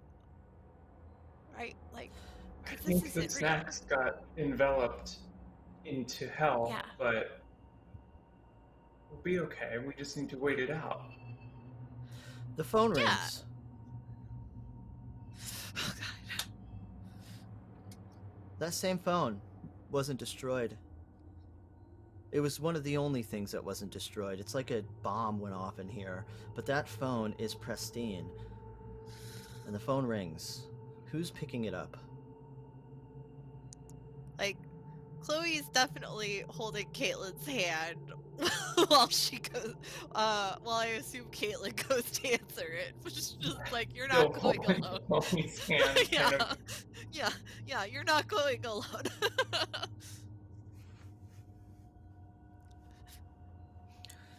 Hello? I want to make a note here. It's hard to hear because the procession outside is lines and lines of strange, disjointed paradesmen, all joined together by the back or the arm, holding strange instruments and being whipped by a hierophantic, crowned individual holding flags. They don't pay attention to you.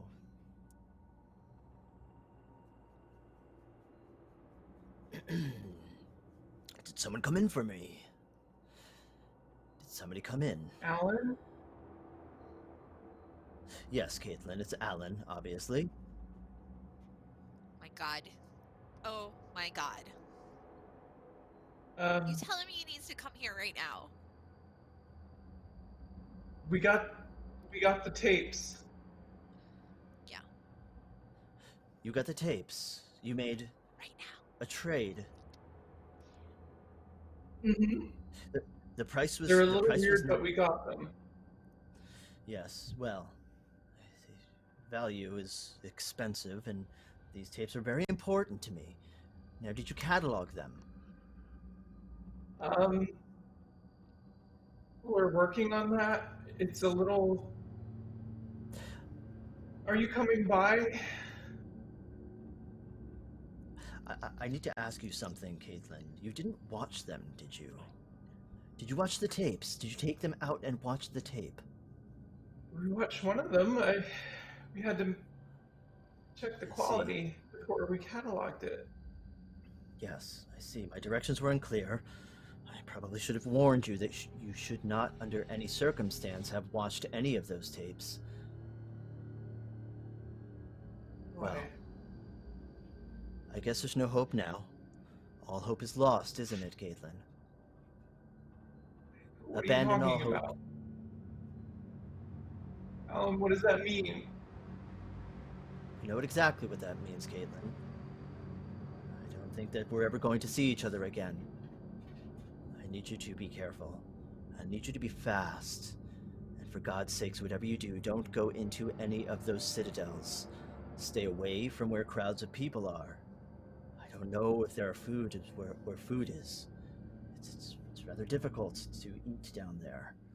So you do what you have to do. Do you understand that, Caitlin? You're very important to me.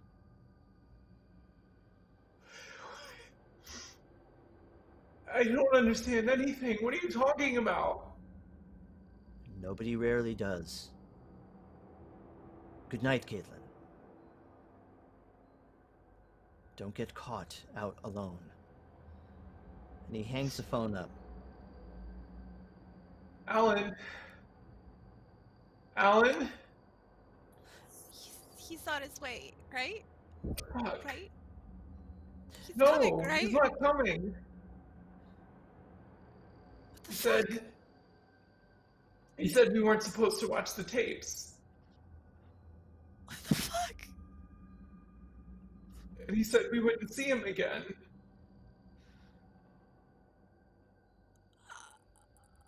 What the fuck does that I think mean? this is Like, real. I don't. Angie, you're in the booth by yourself. And you feel something rub up against you. And you feel purring.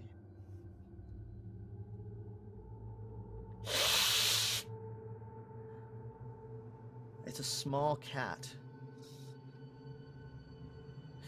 I believe you know this cat. Billy Zane. That's right, Billy Zane. Billy Zane is purring. Rubs up against you. Do you pet Billy Zane?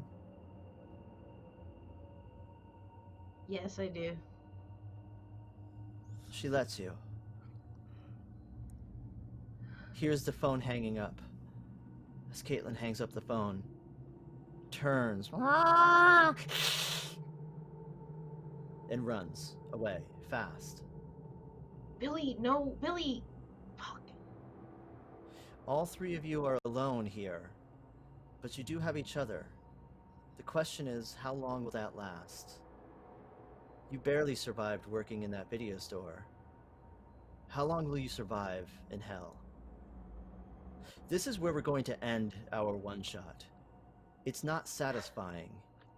It doesn't feel good. It doesn't have a pleasant ending. The good guys don't win. This is Kult Divinity Lost. And it's drenched with desperation. But holy hell, what a ride. My name is Mark Q. Anderson. I am the Director of Operations for Mondo Cane Publishing. And I want to thank you for watching this. I had a lot of fun. Now, typically what I'll end up doing after this stream is maybe reviewing some positive feelings with each and every one of these people so that they're not feeling so desperate. If you play this game, I suggest you do the same thing. It's called Aftercare. Cult needs it. But before we go, I want to give you a chance to promote yourselves, tell us who we are, who you are, where people can find you, if you have anything exciting coming up next, wherever that might be, or whatever that is. Jen. oh wow, that was super awesome and amazing. Damn, Mark, that was real strong. Wow. Hi,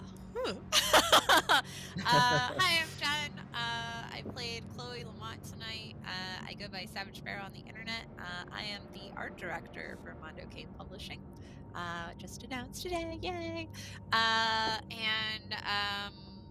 SavageSparrow.com is my awesome website for nerdy apparel and accessories, and where you can find the links to all of my various art projects. Also, I stream Shadowrun every Tuesday right here on Weave. If you want to watch us do some, awesome cyberpunk adventures. And then on Sundays, I stream Pathfinder on our sister channel, Penny for a Tale. And then this coming Monday, I will be on Rook and Rasp streaming the Star Trek Adventures game. So please check that out if you enjoy my roleplay. It's a great game. It is so fun. How about you, Kaylee? Yes, I'm Kaylee. I played Caitlin this evening. Amazing, amazing storytelling, Mark. This was such a treat. I cannot wait to play more of this game. This was an amazing introduction.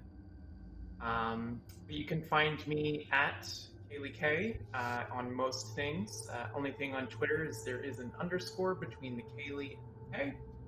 So check me out there. Tuesday evenings, again at the Satanic Estate. I play D&D for a couple hours in the evenings. That is thesatanic.estate. Check them out and hang out with us on Tuesday evenings for some cool satanic discussions and then some D&D afterward.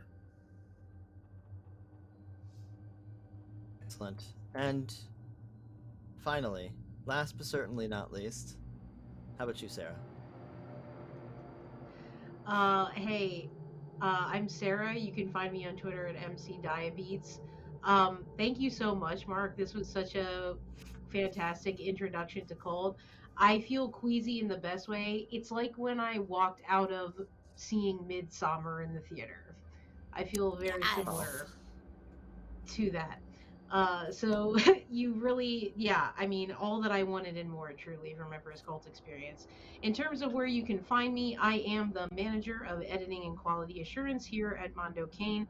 I'm also a creative partner at Martlet Games, where we do lots of actual plays for Twitch. There's a lot of Vampire, 5th edition. There's Monster Hearts in the works. There's other one-shots. I'm going to be in the storytelling seat on more than one occasion. I'm very excited for that this year. On Saturdays, you can see me at 6 p.m. Eastern in Vancouver by Night, Delve into Darkness. That's a Vampire the Masquerade game that's been ongoing. It's very fun stuff. And then on the same channel, Vancouver by Night, on Sundays, you can see me in Dungeons and Dragons 5th edition. We're doing the Lost Mines of Phandelver campaign. It's my first D&D campaign ever in my entire life. So it's been a very emotional, interesting campaign. So I do encourage you to check that out on Vancouver by Night at 5 p.m. Eastern. And other than that, yeah, just follow Martlet Games on social media and me, MC Diabetes, on Twitter. And thanks again. Had such a good time. Hell yeah, that's God, you guys do so many cool things. I'm Mark Q Anderson. You can find me on Twitter at Marchosius with 5s instead of S's. More important that you follow at Mondo Cane Pub on Twitter. Go to mondocanepublishing.com. Check out all the stuff. We do have a link to our merch shop if you're interested. But otherwise, come back every month, first Saturday of the month. We're going to be here, 8:30. Every month we're going to be playing a different game. Might be a different cast. You might see me again, you might see these fine folks again, but we also have a whole slew of other people that are really excited to play. I want to thank you for watching, but more specifically I also want to give Weave the Tale a huge thank you. Specifically Sam and Ian. Oh my god, you are both so amazing, and holy cow, thank you so much for allowing us to do this, also saving our ass for technical difficulties, and just being two of the coolest people that are so professional and so upfront and so cool. It's really cool to do this, and I'm very excited. All of you players impressed the hell out of me. I had to hold myself back to go, I want to keep going for hours and hours and hours playing with all of you. I love all of your characters. I love how you all play. Your role play is moving. And honestly, all of you are big talents, and you bring something really special to Mondo Cane, and thus you bring really special things to the world. So I want to thank you on behalf of everyone you know. Audience, right back thanks. at you, buddy. Audience, thank you.